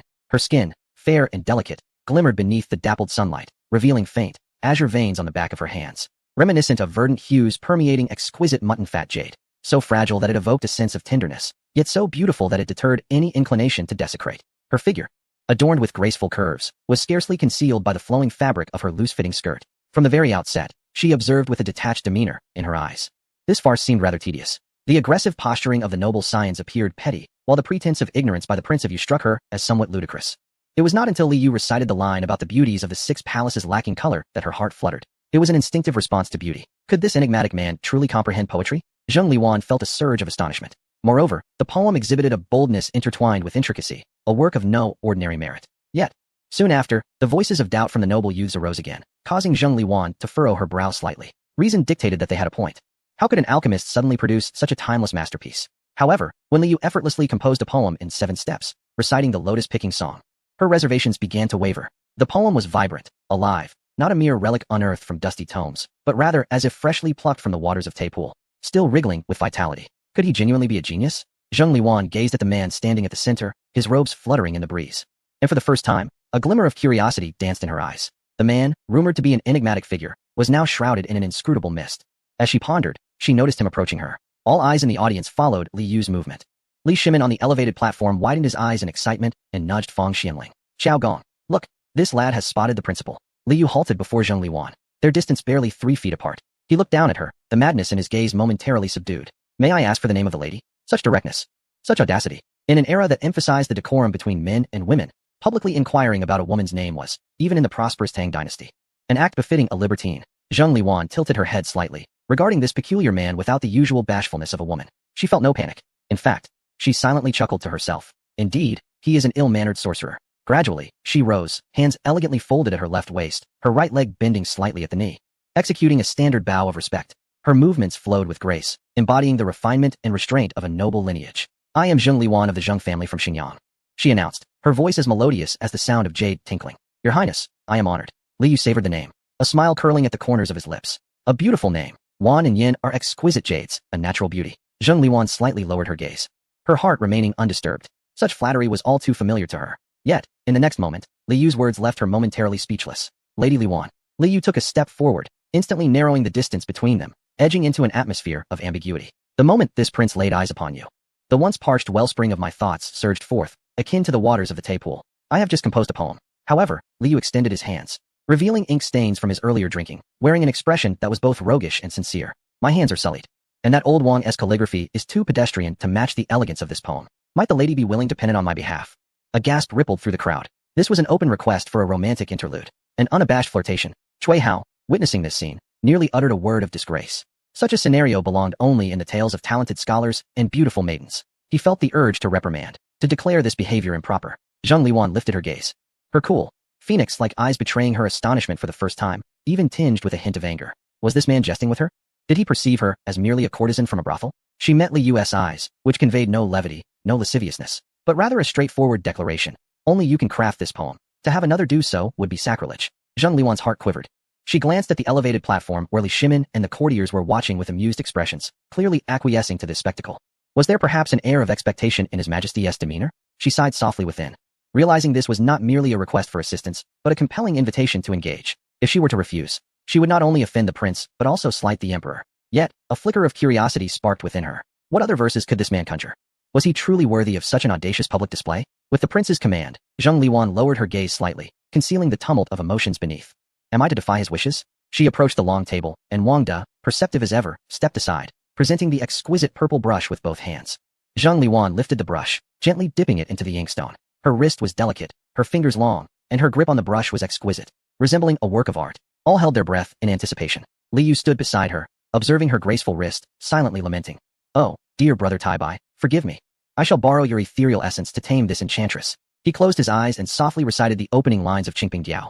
A century before its time, the clouds yearn for garments, the flowers aspire to beauty, the spring breeze caresses the rail, the dew is rich with essence. Zheng Liwan's wrist trembled slightly. Being one with discerning taste, she felt a shiver run down her spine upon hearing those words. The clouds wishing to adorn her as clothing, the flowers desiring to shape her visage. What an extraordinary conception. What a romantic notion. The flicker of disdain and detachment in her heart dissipated in an instant. She steadied her mind and inscribed those 14 characters upon the paper. Her handwriting epitomizes the exquisite style of Lady Wei, possessing an elegance intertwined with a hint of fortitude. It aligns perfectly with the essence of this poem. Li Yu gazed at the characters on the paper and continued to recite. Had it not been for the sight atop the Chuanyu mountain, I would surely have encountered her under the moonlight of the Yao Terrace. As the final word fell, an enveloping silence filled the Tay Pavilion. The wind stilled. The chirping of insects ceased. Applause was absent, as any sound at that moment felt superfluous. A singular vision emerged in the minds of all present. Clouds and rosy hues adorned her like garments. Her floral beauty graced her visage, and the spring breeze caressed the railing, causing dewdrops to shimmer upon the petals. Had they not encountered this celestial being atop Chuanyu Mountain, they would undoubtedly have met her beneath the moonlight of the Yao Terrace. It was a moment of dream weaving. These 28 characters served as a veil, bestowing a touch of ethereal grace upon the woman seated at the desk, pen in hand. At this moment, Zheng Liwan transcended from being merely a daughter of a prestigious family to a celestial fairy who commanded reverence. Yu Shernan's beard trembled as a solitary tear, murky and profound, trickled down his cheek, a testament to his surrender to the beauty of exquisite prose. Li Shimin held his wine cup suspended in the air, oblivious to the spilling liquid. He gazed at the lines of poetry, then at Zheng Liwan, and finally at Li Yu, his eyes brimming with incredulous astonishment. A wave of unprecedented warmth surged through Zheng Liwan's heart, rapidly ascending her neck to her face, which, once pale as jade, now bore a breathtaking shade of crimson, akin to a snow-capped peak suddenly illuminated by the dying rays of the sunset.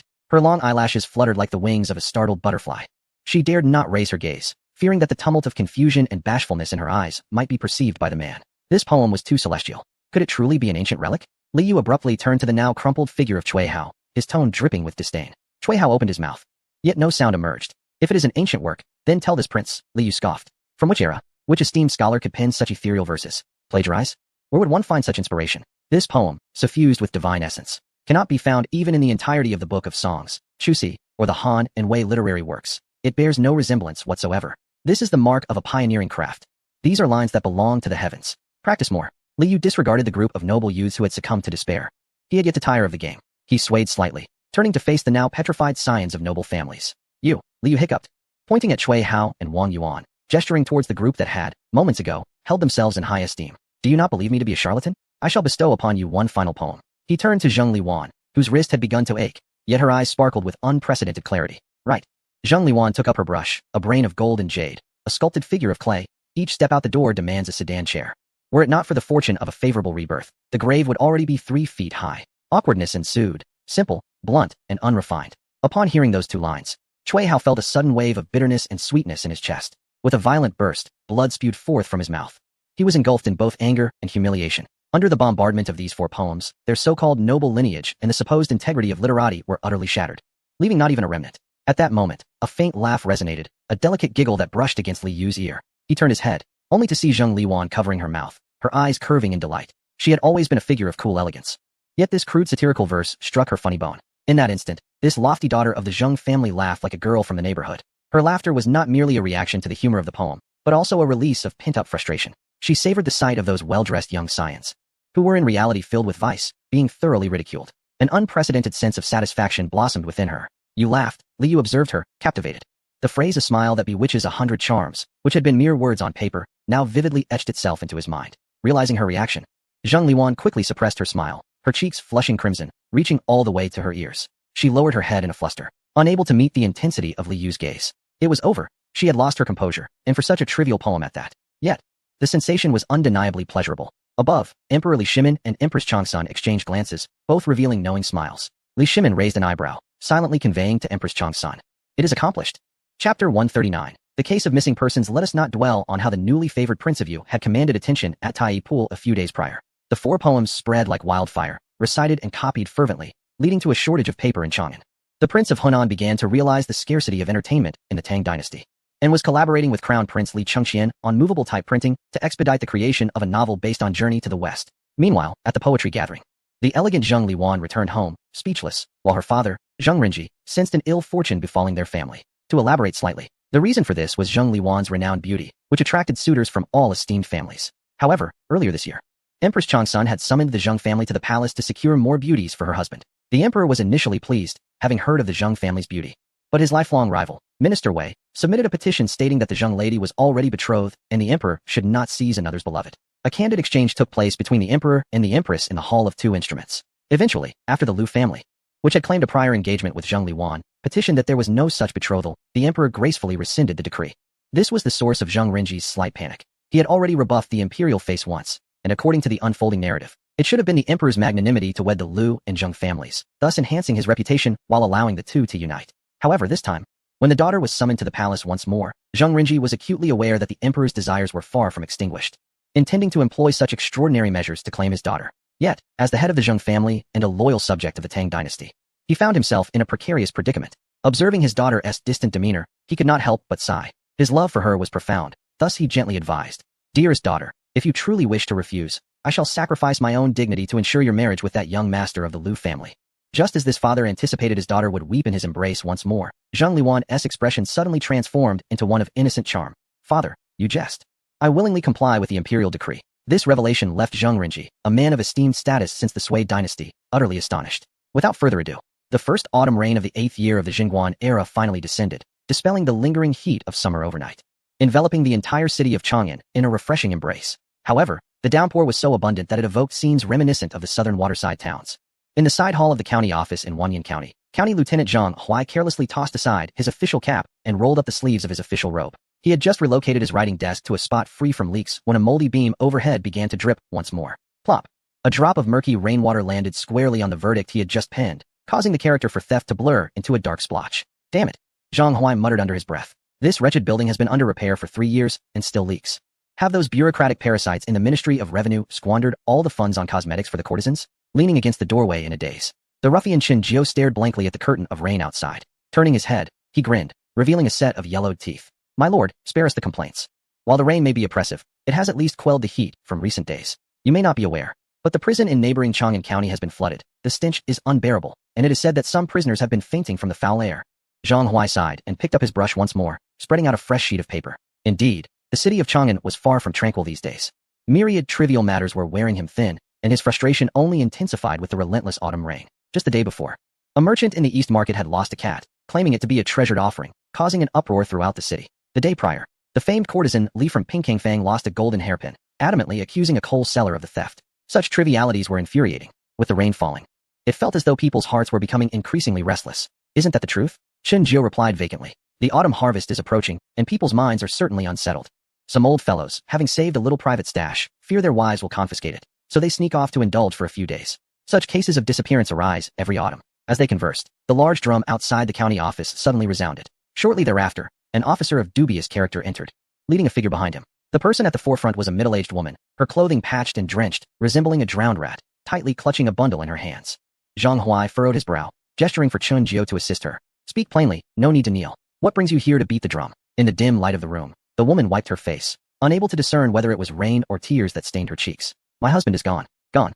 Zhang Huai picked up his pen again, contemplating the likelihood that this was yet another case involving a wayward husband. When did he disappear? Where could he have gone? Perhaps to the gambling den? Or to indulge in revelries at the brothel? No, that cannot be. My husband, Sun Luquan, is a saddle maker. A man of utmost integrity who seldom takes a sip of alcohol. This evening, as the lamb stew simmered at home, I intended to bring him a bowl at his workshop. Yet, upon opening the door, he had vanished. Everything in the workshop remained undisturbed. Even the knife he used was neatly placed on the table, yet he was nowhere to be found. The cup of tea on the table was still warm. Zhang Huai's hand, gripping the pen, froze in midair. Sun Luquan. That name sounds vaguely familiar. Was it not this craftsman who had fashioned the horse gear for the 18 scholars of the Qin Wangfu? He patiently continued to question the woman, striving to extract any semblance of valuable information from the chaotic clues to piece together the truth of the incident. Perhaps he stepped out temporarily to procure something? Impossible. Suddenly struck by a thought, she unwrapped the bundle in her hands, layer by layer. With a clink, a gleaming ingot of gold rolled onto the table. Zhang Huai and Chun Jiao both halted their breaths, their eyes fixated on the gold piece. It was a substantial ingot, glistening in the dim candlelight, weighing no less than 5 taels, enough to sustain an ordinary family for a decade. Where did you find this? Zhang Huai's voice shifted, the heat of urgency replaced by a chilling realization. On the table in the workshop, the woman sobbed in response. It lay beneath an unfinished note, which bore the 2 characters settled down. Zhang Huai reached for the gold ingot, its weight heavy in his hand. This was no ordinary case of a husband leaving home. What sort of man departs, leaving behind 5 taels of gold? It could not possibly be a kidnapping either. Kidnappers demand ransom, not leave behind money. Chun Jiao. Zhang Huai rose, his expression grave. Prepare the horses, we must visit the Sun household. The rain continued to pour relentlessly. The alleys of Chongrenfang were awash with mud, mingled with the stench of manure, the muck rising to his ankles. Zhang Huai trudged through the mire, his boots already filled with slosh. The Sun family workshop lay in the rear courtyard. Upon entering, he was met with a pungent scent of leather, confirming the woman's account. Everything was neatly arranged. And though the bowl of lamb soup had cooled, the surface had yet to congeal, indicating that the man had indeed left not long ago. Master, look here. Chun Jiao urged, pointing to the footprints. He leaned in closely, discerning the tread patterns in the mud, recognizing the anti-slip design crafted from layers of cowhide. Only the most elite military units would don such heavy-soled boots. Military boots? A chill crept up Chun Jiao's neck. Master, could it be that this Sun cripple has drawn the ire of some great general? Zhang Huai remained silent. He rose to his feet, casting a sweeping glance around the room. The absence of any signs of struggle indicated that the individual had been subdued in an instant. Something felt amiss. Zhang Huai stepped outside, his gaze falling upon the pitch-black curtain of rain. An unsettling sensation lingered within him, as if countless unseen eyes were observing from the oppressive, rainy night. Suddenly, he recalled the several missing persons reports that had accumulated on his desk in recent days. Chun Jiao, the blacksmith Liu who had been reported missing 2 days prior, hailed from the southern part of the city, did he not? Indeed. And what of Zhao Yi? The leather armor maker from Yangtze, was he also among them? Yes. Then there was Wang Daosher, the seller of gunpowder. Zhang Huai's heart jolted violently. Blacksmiths, leatherworkers, gunpowder merchants, saddle makers, each renowned craftsman in their respective fields, had all seemingly vanished into thin air within the span of just a few days, leaving behind no trace of conflict. Only their money. Back to the county office. Zhang Huai mounted his horse, the whip cracking sharply against its flank. Quickly, bring forth all the files from these past few days. Chapter 140. The mission of the second generation. An hour later, in the study of Wang Ziyuan, the magistrate of Wanyan County. Wang Ziyuan stared at the stack of names presented by Zhang Huai, his prayer beads spinning rapidly through his fingers. 43 cases? His voice rose an octave in disbelief. Zhang Xiaofu, you must be mistaken. This is under the emperor's very nose. To lose 43 living souls in just a few days? My lord, this has been personally verified by the lower officials. Zhang Huai lowered his head, his voice heavy with gravity. Moreover, the lower officials suspect this may only represent a fraction of the true count. Many families may have remained silent due to receiving gold or being coerced in some manner, meaning the actual number of missing persons could be even higher. Coerced? Wang Ziyuan wiped the cold sweat from his brow. Are you suggesting this is organized? The lower officials discovered military boot prints at the Sun residence. Zhang Huai lowered his voice. This matter likely exceeds the typical banditry. With the autumn harvest approaching and these skilled craftsmen of agricultural tools and vehicles disappearing, coupled with the recent frequent troop movements and busy supply transports, it seems the court is preparing for war. Enough. Wang Ziyuan interrupted, rising abruptly. He understood all too well the implications of this situation. This hot potato must not be allowed to fester in our hands. Wang Ziyuan quickly commanded, prepare the carriage. We must go to the grand historian of Yongzhou. This matter requires the judgment of Du Changshi. As Zhang Huai followed Wang Ziyuan through the gates of the Yongzhou prefecture, he encountered 2 familiar faces, the magistrate of Chang'an County and the county lieutenant, known for his frequent disputes with Zhang Huai, nicknamed Iron-Faced Li. The 4 men exchanged glances, and the atmosphere in the room became palpably awkward. Ah, Brother Wang. The magistrate of Chang'an forced a smile that resembled more of a grimace. gesturing to the documents in his arms. Have you come regarding that matter as well? Wang Ziyuan solemnly nodded. How many have you lost? 43. The magistrate of Chang'an sighed. Even the old man Wang, who made sugar figures in the West Market, had been abducted, leaving only a bag of money behind, with not a single figure in sight. Here, we have 52. On both sides, the accounts nearly total 100 individuals. Moments later, in the study of Du Chuk, the long history of Yongzhou, he wore only a thin robe, gazing at the enormous map of Chang'an on the wall. The densely clustered red dots resembled a horrific plague, consuming the very heart of the Tang dynasty. Over 100 individuals. Du Chuk's voice was soft, yet carried an unsettling chill that seemed to penetrate to the bone. In the span of a single night, half of Chang'an's artisans had been forcibly torn away. Shall we issue a warrant for a mass arrest? Wang Ziyuan inquired tentatively. To issue what? Du Chuk rebuked. If we release a warrant now, the price of rice across Chang'an will skyrocket by tomorrow. The common folk will be thrown into a panic. More importantly, he pointed to the military boot print mentioned by Zhang Huai. The individuals behind this act have dared to operate as if unrestrained after curfew, employing military tactics. Who would you even arrest with such a warrant? Are we to catch ghosts? Du Chuk paced back and forth in his study. As a disciple of Fang Xianling, he possessed an exceptionally keen political intuition. This was undoubtedly not an ordinary case. Those bold enough to act beneath the emperor's nose possessed immeasurable power. Yet, he could not afford to ignore it. As the long history of Yongzhou, he bore the responsibility of safeguarding the territory. Listen, Du Chuk halted, his gaze sweeping over the 4 individuals before him, finally resting on Zhang Huai and Li Tianyan. A direct investigation is out of the question. If we stir the grass, these individuals may act in desperation, and Chang'an could descend into chaos. I will issue a covert order to the 2 of you. From his sleeve, Du Chuk produced a personal seal, effective immediately. In Wanyan and Chang'an counties, select the most capable and discreet individuals to form a shadow capture unit. Day or night, keep a vigilant watch over the markets. All must don plain clothes to conceal their identities. I do not demand that you capture anyone. I only request that you unveil the truth. He pointed towards the ink-black sky above. Who exactly wields such power over Chang'an? Zhang Huai crouched atop a rooftop in Wubanfang. Rainwater seeped through the seams of his cloak into his inner garments, yet he dared not move. This was the 3rd night since the establishment of the shadow capture unit. Boss, they have arrived, whispered Chunjiu beside him, gesturing towards the alley entrance. Zhang Huai narrowed his eyes. Several unmarked lanterns swayed as they approached. A group of about 10 individuals, their faces uncovered, displayed an audacity that was shocking. The leading man, robust in stature, rode a mottled horse, swaggering with a wine gourd in hand. The group halted before the door of the master locksmith, Jin Suoli. Is this the lot? Zhang Huai observed as the leading man waved his hand, prompting 2 young attendants in blue to step forward, wielding a peculiar weapon that Zhang Huai had never encountered before. The weapon resembled 2 elongated iron rods connected together, with a sharp eagle's beak at the apex. With a crisp snap, the stout elm door bolt was severed as effortlessly as tofu. What manner of weapon is this? Chen Jiu's eyes nearly bulged out in astonishment. Is it capable of slicing through iron as if it were mud? Immediately thereafter, the group surged inside. The room echoed with the startled exclamations of Jin Suoli, which swiftly morphed into a sound of weeping. In less than the span of a tea light, a person, bundled in blankets, was hoisted out and unceremoniously deposited into a waiting horse-drawn carriage. The leading man hurled a weighty sack towards the entrance, cursing under his breath. Curse it! This newly forged scissor works splendidly. In the flickering lantern light, Zhang Huai discerned an ornament hanging from the man's waist, a copper Xianhua axe. A tremor coursed through Zhang Huai. In Chang'an, only one family would treat the Xianhua axe as a prized possession, the Lu Guogong mansion. Could this leader be the notorious Qing Chimo? Follow closely. Zhang Huai instructed hastily. Regardless of his lineage, tonight he would uncover his destination. The carriage sped through the rain-soaked night. Zhang Huai, with his companions, clung to the shadows of the alley walls, fixated on the dim tail light.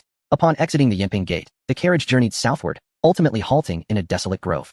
Deep within the forest lay the long-abandoned Xuandu Temple, once infamous for hauntings, its incense long extinguished, and even beggars shunned its vicinity. Yet now, faint flickers of firelight seeped through the dilapidated mountain gate, accompanied by a cacophony of voices and the whinnying of horses. Zhang Huai gestured for his men to remain outside, while he stealthily ascended the ancient pines of the temple's rear with Chunjiu. Through the dense foliage, he beheld a scene that intensified his disbelief. In the once derelict hall, dozens of torches blazed, illuminating the space as brightly as day. 20 or 30 craftsmen huddled in the clearing, their faces etched with terror, clutching their toolboxes and trembling. At the center of the hall, beside the offering table, sat 4 young men, engaged in a lively exchange of toasts. Qing Chimo stood with one foot planted on the incense table, gripping a roasted chicken. Beside him sat a portly man clad in a long robe, across from a burly figure with a dark complexion, resembling a door god. In the corner leaned a stern-faced youth, meticulously polishing a broadsword. The demeanor of these individuals made it abundantly clear who had the privilege of sharing drinks with Qing Chimo. Chen Jiu quivered in the tree, his teeth chattering. Zhang Huai, equally stunned by the unfolding spectacle, listened as a conversation drifted on the breeze. Fang Yai took a swig of wine, his expression more sorrowful than that of a mourner. Chimo, would you say we've handled this task with efficiency? Efficient? Indeed. Qing Chimo chewed on a chicken bone. R&T, all these dozens of people right here tonight. That is splendid, splendid. You cannot imagine. I've been dreaming of the sinister smiles of Prince Wei and Prince Yu these past few nights. Especially His Highness, Prince Wei. has remarked that if this matter falters and delays the schedule, he shall personally ensure we taste the bitter fruit of that white sugar gunpowder. Upon hearing the term white sugar gunpowder, the 4 individuals present shuddered in unison. Even Qin Huaidao, who had been diligently sharpening his blade, paused in his motions. Let us not speak of it. Wei Qi Baolin intoned in a deep, resonant voice, laced with an unmistakable tremor of fear. Just a few days ago, you all witnessed it. That egg-sized piece lying beneath the artificial mountain. He gestured with his hands to illustrate a fist-sized object, his eyes brimming with terror. With a sudden exclamation, Cheng Chumo interjected loudly, even mimicking an explosion with his hands. It is truly frightening. Fang Yai swallowed hard. His Highness, Prince Wei, also mentioned that was merely a test sample. If that quantity were to be increased to a whole jar. Fang Yai pointed to the large wine jar at his feet, his voice growing somewhat ethereal. Do you think, if that jar were to ignite, it could lift the roof of the Tai Chi Hall? Lift the Tai Chi Hall? Cheng Chumo paused momentarily, then nodded with conviction. I believe it could succeed. Not to mention the Tai Chi Hall. Even the Vermilion Bird Gate could be blown sky high. No sooner had he spoken than all 4 suddenly fell silent. Each of them realized their words had crossed a line. Thus, they collectively chose silence, bowing their heads to drink, attempting to mask their earlier indiscretion. However, to Zhang Huai, perched in the tree, this abrupt silence served as the most damning evidence. They have confessed. Zhang Huai clawed at the tree bark, his nails drawing blood. This is treason. Chen Jiao had already collapsed in terror upon the branch, his trousers dampened. What should we do, Chief? Have we overheard something we ought not to? Will we be silenced? Zhang Huai inhaled deeply, forcing himself to regain composure. He gazed down at the group of second-generation elites enveloped in an eerie quiet, his eyes flashing with resolve. We must retreat. We must quietly withdraw. This matter is beyond our control. In the rainy night, several shadows fled from Xuandu Temple as if pursued by phantoms. In the back hall of Yongzhou Prefecture, Du Chuk observed Zhang Huai, drenched and trembling, and felt his own limbs grow cold. Did you hear it clearly? Absolutely. Zhang Huai hastily affirmed. The young master of the Fang family stated explicitly that a jar could overturn the Tai Chi Hall. The eldest son of the Chung family even claimed it could blow apart the Vermilion Bird Gate. Then, they fell silent, as if they had already conspired. Du Chuk collapsed into a chair, his face ashen. 2 princely families, for noble clans, gathering artisans to develop gunpowder with the intent to topple the Tai Chi Hall. This is treason. They have all gone mad. Du Chuk muttered to himself. His Majesty has treated them generously. Why commit such an act of rebellion? He seized the black gauze cap from the table, trembling as he donned it, adjusting it properly. Prepare the carriage. I must enter the palace. I must see His Majesty. Half an hour later, outside the Qingtian Gate. Du Changshu, please return. The commander of the Imperial Guard blocked his path with an impassive expression. His Majesty has decreed that tonight he will confer with the kings of Wei and Yu on matters of great importance, and no one is to be admitted. Matters of great importance? Du Chuk's heart twisted in anguish. To him, it was evident that those 2 rebellious sons were employing sweet words to deceive the emperor's ears. It was even possible that they were holding the emperor hostage. No, I cannot simply return. Du Chuk turned his gaze towards the direction of Wei Zhang's residence. At Wei Zhang's residence, in the study, Wei Zhang was contemplating reforms for the censorate.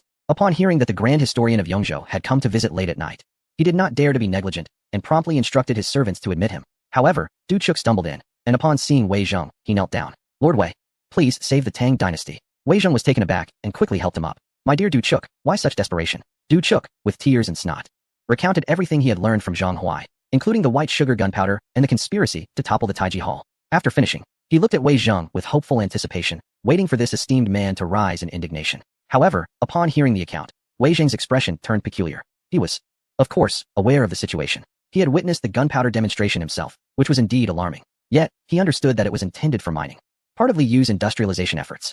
As for the plot to overthrow the Taiji Hall, that was surely just the reckless banter of those scoundrels. Dear Du Chuk, Wei Zhang sighed, patting his shoulder. I am aware of this matter. You know? Du Chuk was taken aback. Not only do I know, but His Majesty is also aware. Wei Zhang said solemnly. You need not concern yourself with it. It is a good thing. Truly, return and rest, and let things unfold naturally. Wei Zhang's intention was clear. This was a positive step towards reform, and he should not fret unnecessarily. However, to Du Chuk, this sounded like, the waters run too deep. Do not meddle, accept your fate. Du Chuk stared blankly at Wei Zhang. He saw the typically upright visage of Wei Zhang now marred by compromise and resignation. Was even Wei Zhang bending his spine? Was the last conscience of the Tang dynasty turning a blind eye to this? Slowly, Du Chuk released Wei Zhang's hand. I understand.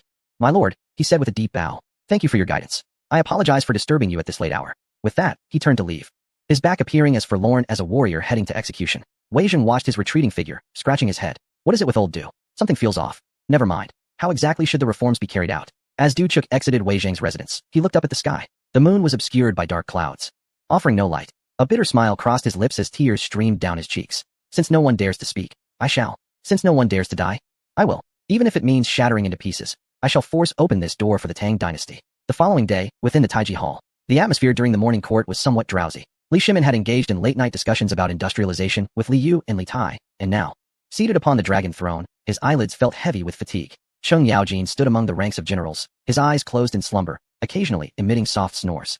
At that moment, a piercing roar shattered the tranquility of the Grand Hall. I, Du Chuk, the Grand Historian of Yongzhou, have a petition to present. Du Chuk, with disheveled hair, clutched the evidence compiled overnight by Zhang Huai and stumbled into the center of the hall. He ran so hastily that one of his boots slipped off. Yet he remained oblivious, collapsing at the foot of the golden steps. Your Majesty, the Tang is in peril. The state is in jeopardy. Li Shimin jolted awake. His drowsiness dispelled. Minister Du, what do you mean by such words? Du Chuk raised his head, his eyes wide with urgency. I bring charges against General Cheng Jijia, left commander of the army. General Wei Qijing, right commander of the army. Duke Qin Xiong of Igua, Minister Fang Xianling, left assistant of the Ministry of Personnel. A profound silence enveloped the hall. Du Chuk inhaled deeply and continued to bellow. I further accuse Prince Wei Li Tai, Prince Yu Li Yu.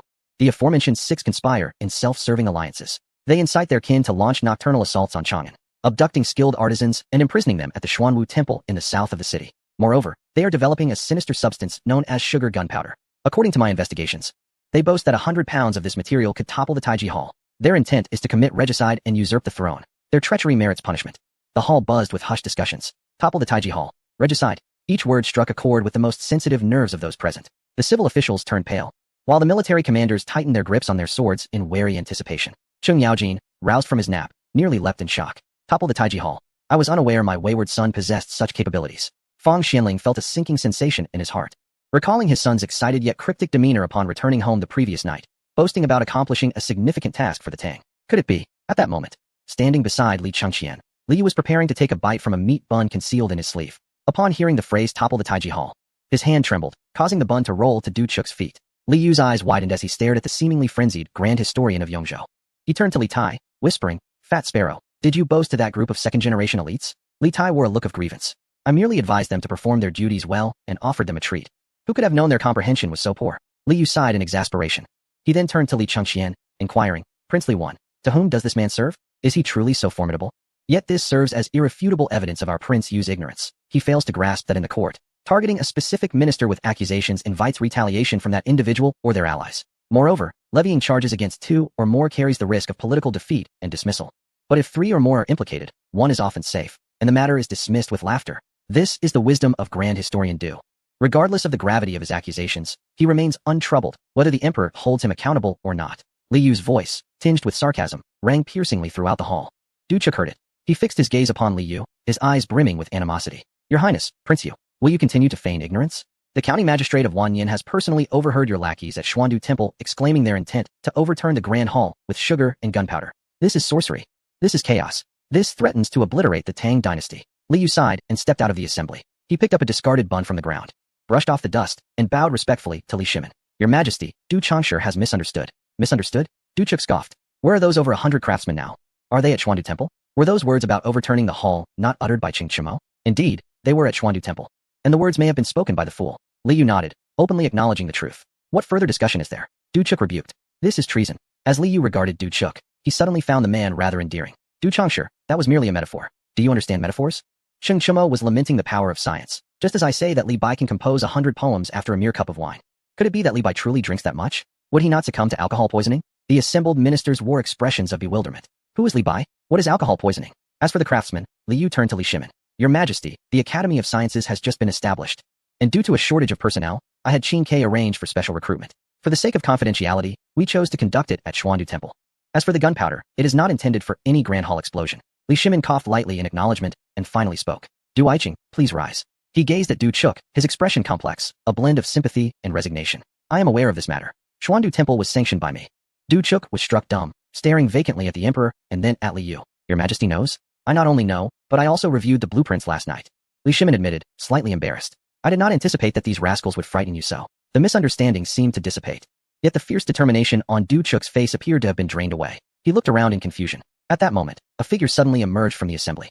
This individual was slender, clad impeccably in a purple robe. It was the vice minister of the censorate, Xiao Yu. Your Majesty, Prince Yu. Xiao Yu's voice was not loud, yet it struck the awkward silence like a cold iron nail. Even if the notion of overturning the Taiji Hall was jest, and the sugar gunpowder pertains to science, I remain perplexed by one matter. Vice Minister, please elaborate. Xiao Yu approached the center of the Grand Hall, bowed to Li Shimin, then fixed his gaze intently on Li Yu, speaking each word with precision. May I inquire, Your Highness, what exactly is this Academy of Sciences? Although the Chancellor and Duke Zhao recently petitioned for its establishment, I cannot comprehend its nature. It does not belong to the 3 departments or the 6 ministries. Nor is it listed among the 9 temples or 5 supervisors. The Ministry of Personnel has no record of it, and the Ministry of Revenue has no accounts for it. Now, it even bypasses the Ministry of Works to privately mobilize artisans and circumvents the Ministry of War to independently develop weaponry. Xiao Yu's voice crescendoed, reverberating throughout the Grand Hall. What is even more terrifying is that neither the Xuandu Temple nor the Yeting Palace can be accessed, not even by the Grand Historian of Yongzhou, nor can they be scrutinized by the censorate. Your Majesty, Xiao Yu suddenly knelt down, his forehead striking the ground. If this place were merely a royal garden, it would be one thing. Yet, it wields a divine artifact capable of splitting mountains and rocks, commanding hundreds of the finest craftsmen from the Tang dynasty. Such a colossal entity, existing beyond the court's regulations, unmonitored and unheeding of commands. Will it remain as the Academy of Sciences of the Tang, or become a realm unto itself under the Prince of Wei? I implore your Majesty to decree that the Academy of Sciences be merged with the Ministry of Works, or placed under the oversight of the censorate. Otherwise, we, your ministers, cannot find peace. The expressions of all the civil and military officials in attendance shifted upon hearing these words. Indeed, this is the crux of the matter. To whom does the Academy truly belong? If it falls under the jurisdiction of the Prince of Yu, does that not grant him excessive power? Changsun Wuji narrowed his eyes, and Fang Xianling furrowed his brow tightly. Even Cheng Yaojin, who had been merely watching the spectacle, now set aside his playful demeanor, his gaze growing grave. Li Yu looked at Xiao Yu, silently lamenting. Indeed, there are far too many clever minds in the Tang, and one cannot simply deceive them. He turned his attention to Li Shimin. At this moment, Li Shimin sat upon the high dragon throne, feeling as though he were sitting on pins and needles. He was well aware that Xiao Yu spoke the truth. As a seasoned politician, he understood better than anyone that any unchecked power is akin to a wild beast. But what could he do? Hand the Academy over to the Ministry of Works? Those old men, who could only manage tomb repairs, would certainly fail to handle future innovations. Should he entrust the Academy to the Ministry of War? What if the formula for gunpowder were to leak to the Turks? Moreover, the most crucial factor was that Li Yu's recent proposal regarding the State Affairs Council had genuinely intrigued him. Yet he feared it would incite political unrest and turmoil among the populace. Especially with the imminent conflict with the Tuyuan, the timing was not right.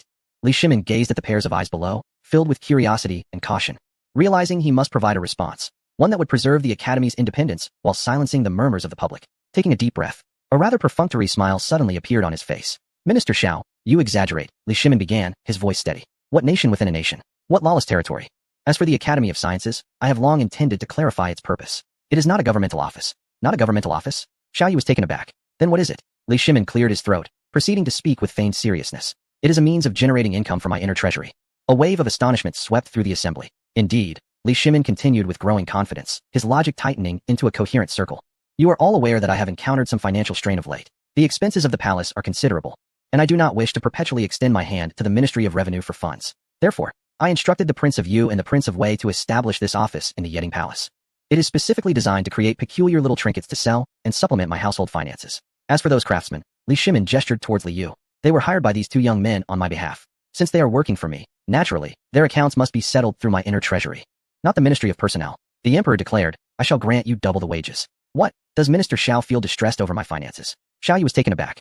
Could this truly be justified? After much deliberation, it became apparent that this was not a national-level research institution, but rather the Emperor's private workshop. Yet, Xiao Yu remained unwilling to concede. The power of that sugar gunpowder is immense. It is meant for fireworks. Li Shimin interjected. I simply wish to witness grander fireworks during the new year to celebrate with the people. Is that too much to ask? As for the uproar concerning the Tai Chi Hall, it is merely the result of these unworldly rascals making a fuss. Li Shimin waved his hand dismissively, his expression one of impatience. Enough, enough. This matter is settled. The Academy will fall under my direct jurisdiction. It is my private property, should the censorate wish to investigate. Let them first inquire into my personal finances. I have yet to demand funds from you, yet you meddle in my affairs. This left the entire court speechless.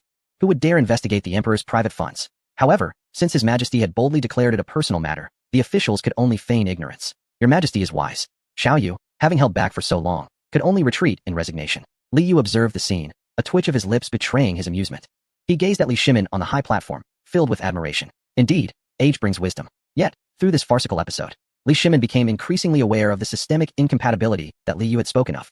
The reality was that the structure of the Tang dynasty was ill-suited to the Industrial Revolution, and the Emperor, known for his decisive campaigns to unify the realm, had long pondered this matter without reaching a resolution. To put it simply, it was akin to the reluctance to rise from bed on a winter's morning. For the first time, the resolute Li Erfing exhibited an unprecedented hesitation. Nevertheless, as the Celestial Khan, he quickly called out to Li Yu, who was hastily departing with the other ministers. Prince Yu, come to my palace shortly. Chapter 143.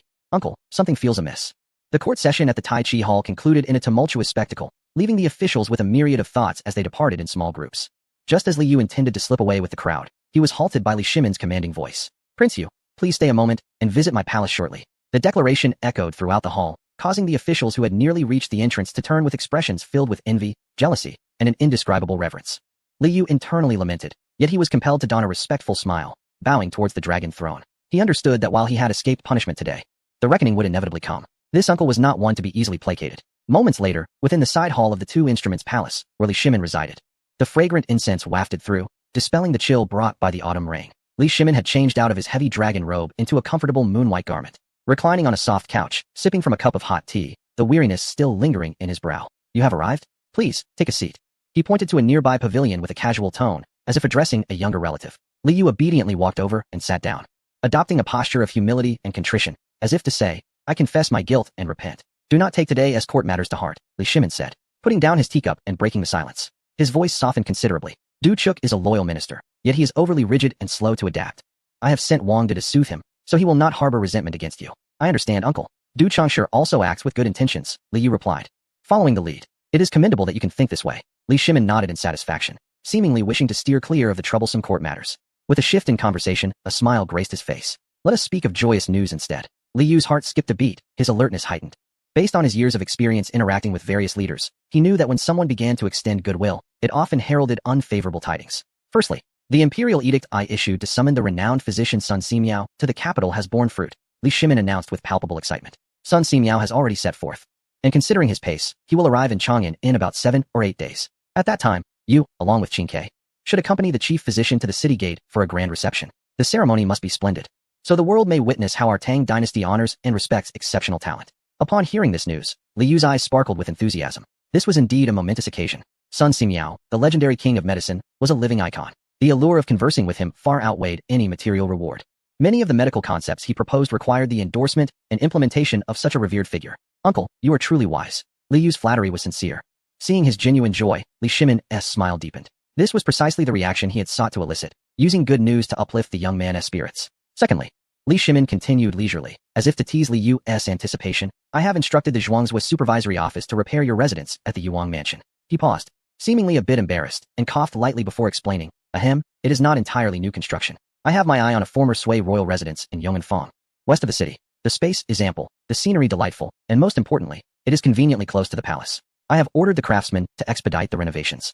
Within 2 months, I assure you, you will be able to move into your new abode in grand style. Close to the palace? Li Yu inwardly rolled his eyes, realizing it merely facilitated the emperor's constant surveillance and summons of him. Thank you for your kindness, uncle, he replied dutifully. Oh, Li Shimin seemed pleased with his response, and then presented a third piece of delightful news. Once your residence is completed, I shall decree that the Zheng family daughter be betrothed to you. I have met her alongside the empress, and she is indeed well-educated, gentle, and virtuous, a perfect match for your, shall we say, spirited disposition. A cascade of delightful news bombarded Li Yu, leaving him somewhat dazed. Invitations to esteemed physicians, renovations of royal residences, and even matrimonial bestowals. His treatment exceeded that of a favored son. Observing the bewildered expression on his face, Li Shimin felt the moment was ripe and thus employed his ultimate stratagem. In a voice imbued with warmth and kindness, he inquired, well, where? Have I not treated you well? Beyond this, do you have any additional desires? Are you in need of funds or assistance? Speak freely, and I shall grant it. Upon hearing this, Li Yu abruptly lifted his head, his face a mask of terror, resembling a chick ensnared by a weasel. Uncle, something is amiss, Li Yu stammered. The smile on Li Shimin's face faltered. What is amiss with me? You are far too agreeable, which makes it all the more concerning. Li Yu stood up from the cushion, pacing the hall as he counted on his fingers. Just look. You are not only summoning physicians for your nephew, but also constructing grand estates and offering brides. And now you inquire about my wishes. You are akin to Aladdin's lamp. He halted, a conflicted expression gracing his features as he gazed at Li Shimin, and with a pained countenance said, Uncle, if you have something to say, please speak plainly. Your generous offerings leave me feeling anxious, as if you intend to sell me off next, and have me tally the profits. I am not one to withstand such fright. Li Shimin nearly sputtered his tea, amused by Li Yu's candid and vivid analogy, and chuckled while admonishing him. You young rascal, what curious ideas dance in your mind? Do you perceive me as such a cunning schemer? Yet, despite his jest, he silently acknowledged the boy's keen intellect. Very well, if sweeteners prove ineffective, let us resort to cannonballs. Li Shimin's mirth dissipated, his demeanor shifting to one of solemnity as he leaned forward, his sharp gaze fixed intently upon Li Yu, and asked in a grave tone, I have observed your recent endeavors with Gao Ming in researching movable type printing. What is your true intention?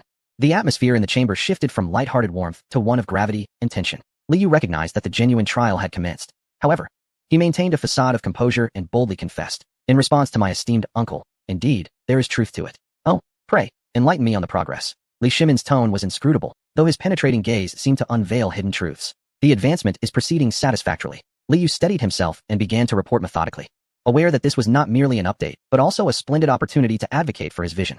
The fundamental principles and methodologies of movable type printing have been thoroughly discussed with DeepSeek, and many technical aspects are already refined. He subtly flattered Li Shimin, indicating that all was under his adept control. At present, the greatest bottleneck lies in the materials. Li Yu shifted his tone and began to express his grievances. We have experimented with clay movable type, akin to the ancient verses that describe it as being hardened through fire. Yet, the resulting type is overly fragile, wearing out after just a few impressions and dissolving upon contact with water, making it impossible to endure over time. Subsequently, we turned to wooden type, which is somewhat sturdier. However, wood's unpredictable nature renders it susceptible to temperature and humidity, causing it to swell or shrink, resulting in uneven type sizes and crooked prints that lack coherence. Moreover, high-quality woods, such as jujube and pear, come at a considerable cost. Li Shimin listened quietly, occasionally nodding in understanding of these tangible issues. We have also experimented with copper type, which is the most optimal, sturdy, durable, in producing clear impressions. Alas, its drawback lies in its exorbitant expense. Li Yu spread his hands, his face reflecting the pain of the reality. Dear uncle, you are well aware that the Tang dynasty is short on copper. It is the very foundation of coinage. Should it be diverted to create type, the cost of printed books would likely soar to 10 times that of hand-copied manuscripts, thereby entirely negating the purpose of promoting literacy. Hence, our current research direction is focused on alloys. Li Yu finally revealed the crux of the matter. We are attempting to blend lead, tin, and a metal known as antimony in hopes of discovering a perfect ratio that would yield movable type that is both robust and economical, with a low melting point for ease of formation. This endeavor demands exceptional craftsmanship and requires the constant supervision of dedicated artisans akin to Qin Ke. He cleverly shifted the spotlight onto Li Tai, emphasizing the importance of the Prince of Wei, both as a gesture of goodwill and a means to share the responsibility. In addition to movable type, we are also concurrently researching paper. Li Yu continued to elaborate on his vision. The current hemp and leather papers are excessively costly. My nephew is experimenting with ordinary materials such as bamboo and straw to create paper, and should he succeed, the cost of paper could decrease by more than 90%. Li Shimin paused momentarily in his breath. A 90% reduction in paper costs? What could this signify? He almost instantly envisioned the boundless possibilities. Dear uncle, imagine. Li Yu's voice was laced with allure. If both movable type and affordable paper could succeed, what would that mean? It would signify that books would no longer be the exclusive domain of aristocratic families. We could print vast quantities of Confucian classics, mathematics, and laws, allowing even the children of humble origins to afford education. We could disseminate easily comprehensible agricultural manuals to every village. We could establish newspapers to swiftly circulate imperial decrees and news across the realm, and even the kind of novels I write could be printed in the millions, providing the populace with intellectual entertainment amid their labors. What a glorious era it would be for a culturally prosperous Tang, where literacy flourishes among all. As Li Yu spoke, his eyes sparkled with a vision of the future, filled with hope and aspiration. However, this brilliance quickly dimmed. He shifted his tone, now imbued with a palpable sense of grievance and helplessness, lamenting fervently. But, dear uncle, while ideals are lush, the reality is starkly lean. My endeavors in these matters lack legitimacy and coherence. Take, for instance, the recruitment of craftsmen. As you witnessed in today's court, I was nearly accused of treason.